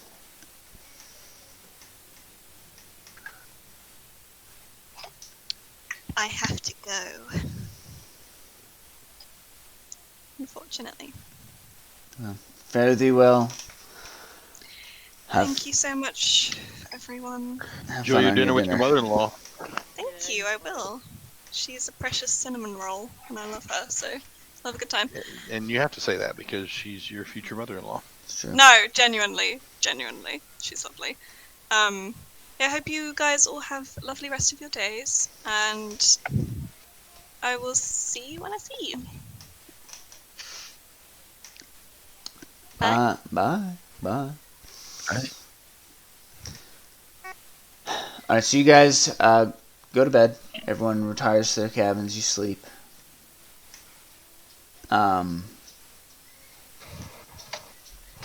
You call it. You experience another night of vivid, like ferocious dreams, filled with your friends perishing. It's like you're living out your friends perishing in the Hool Marshes. Natali being torn apart by something hidden below the water. Hiss's bones cracking between the teeth of a crocodile. Another nightmare you experience would be just my son yelling when he sees me. Hi, Teddy. It would be turning around and finding a party member disappearing and never being able to find them again, and one by one, just they're all getting lost. And over the course of the night, you do end up waking up in the morning, but your hit point maximum goes down by another 3 hit points. Oof. Death by sleep. Well, I am. I don't know about y'all, but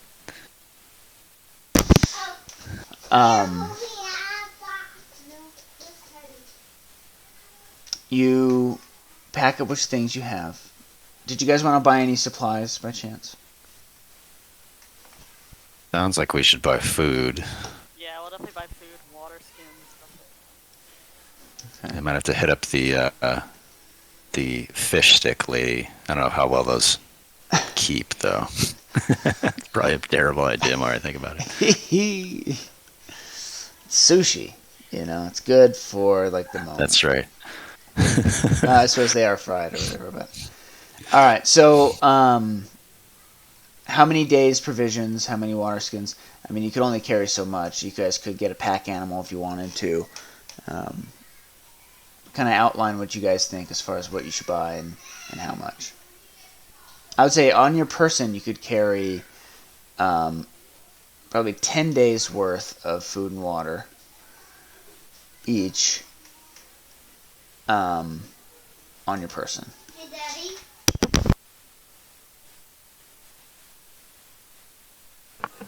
I thought we had a bag of holding. I thought Hisik carried it. Does she? Hisik. Oh, I'm sorry. The classic hiss and Hisik. Yes.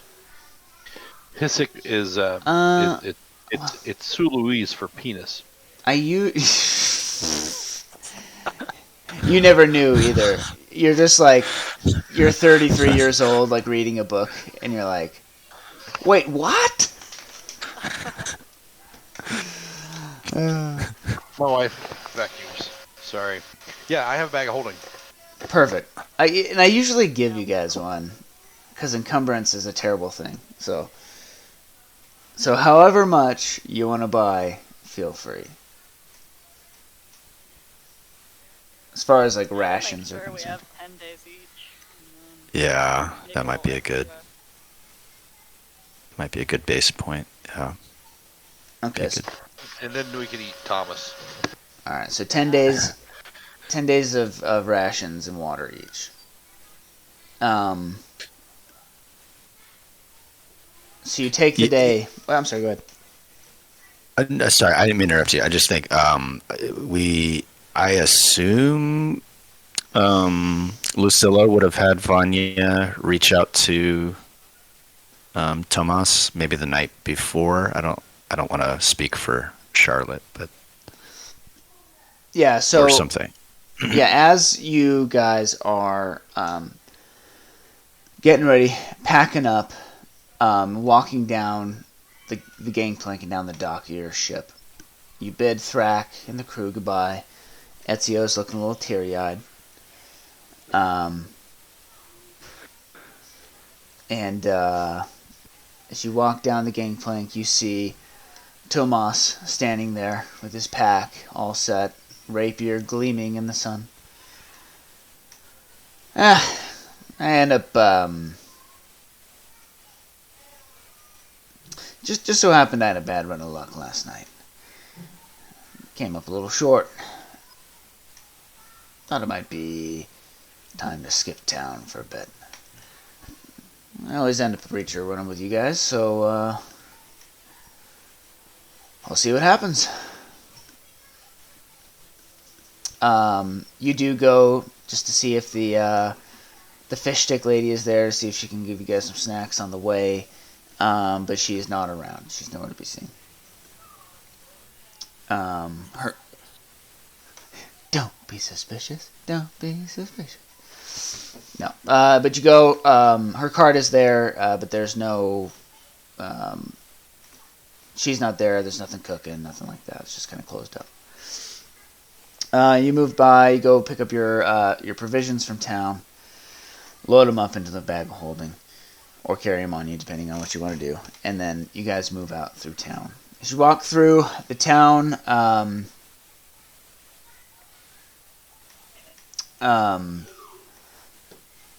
as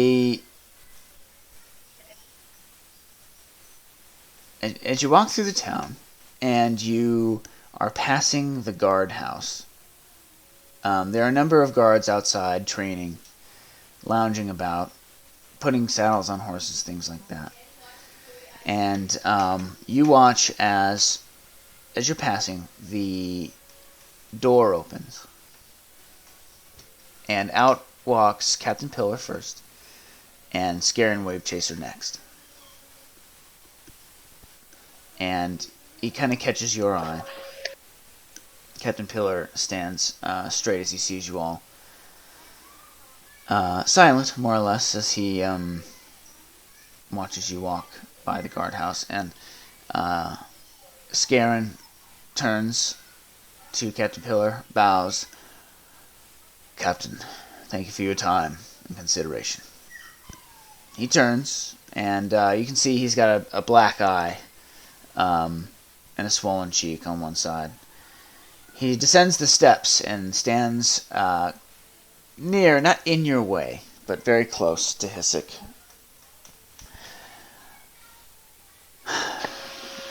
Well, I can't say I'm sorry to see you go. You're brigands and ruffians. Oh, I'll be back. And I'll be back for you.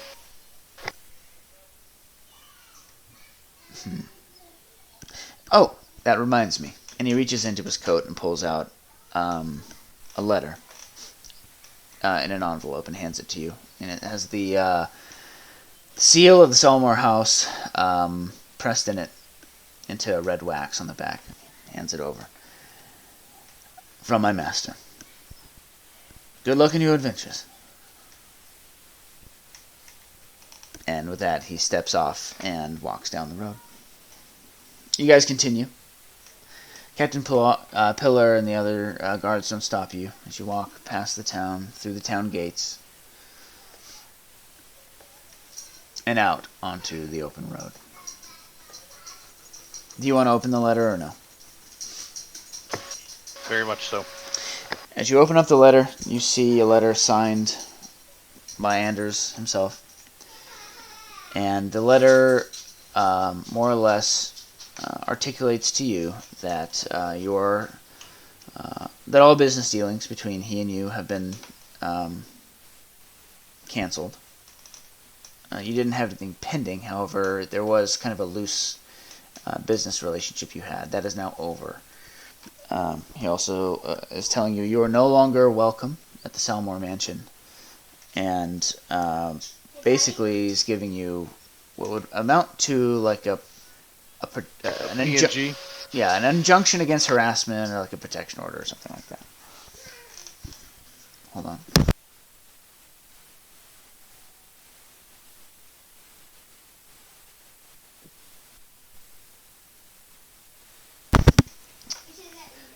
So you spend the rest of the day making your way through the countryside of Keeland. Beautiful grass fields, rolling hills that eventually descend lower and lower to sea level once again. And you watch as the animals that you see, the birds, kind of start becoming fewer and far between. And eventually you make your way to... eventually you leave it all behind. The beauty fades to death. The grass turns first brown, then dark brown, then it's gone. It's just bald earth that eventually turns into the Hool Marsh. After a half day's travel, 12 hours of traveling, you're tired, and you now stand in full view of a seemingly endless bog swamp. As you look on, you see the same type of trees you saw in your dreams. These dead trees, black moss. The water is still, almost unmoving completely. Insects everywhere, buzzing and annoying. This is a place of death, but also life for the creatures and things that have adapted to live here. You make your way along the coast of this marsh, making your way to find these coordinates, and they're fairly easy to find. And eventually, you see what appears to be what looks like a lamp post. And as you look at it, let me see here. 1 second here.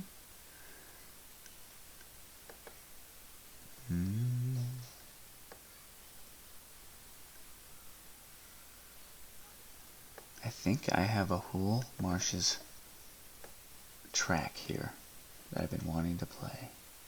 Give me a second. Since I started this thing.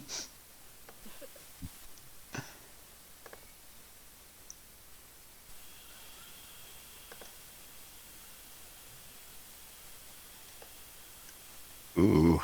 There we go. It's Reminds me of when you're waiting in line for the Pirates of the Caribbean and there's that so good. that swampy bayou area. Yep. So as you see this dull yellow glow sitting atop the lamppost. And now as you've moved into this area, there is a low fog that just kind of hangs over the water constantly.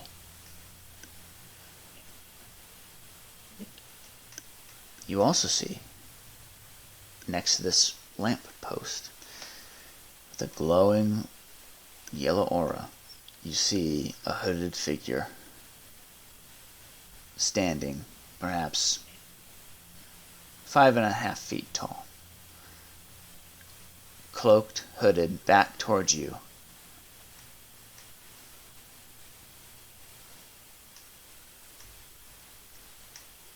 What do? Nightali kind of leans in. Spooky already, huh?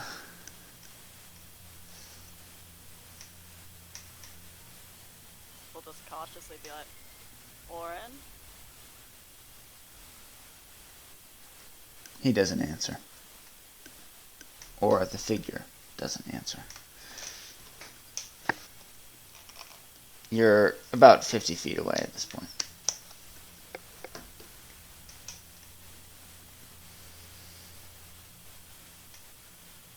Is the figure moving? Slightly. In the way that like a living thing would move. Okay. It's not completely still.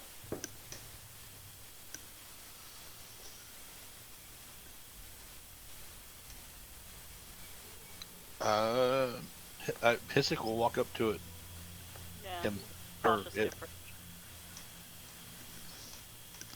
Okay. You move up cautiously, about 10 feet, and stop.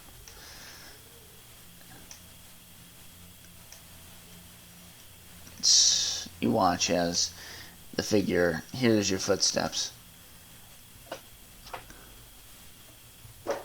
turns slowly, head down, cowl, kind of the hood of the cloak pulled tight, and that with his shorter stature, makes it hard to see into the dark confines of the inner part of the hood. You watch as these kind of gnarled hands poke out of the cloaked sleeves and reach up and grab the hood, and he pulls it back. Hey, yes.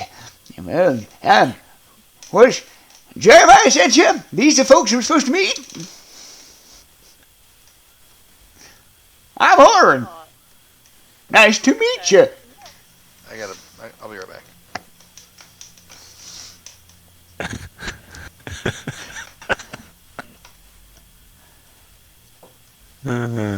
Yeah.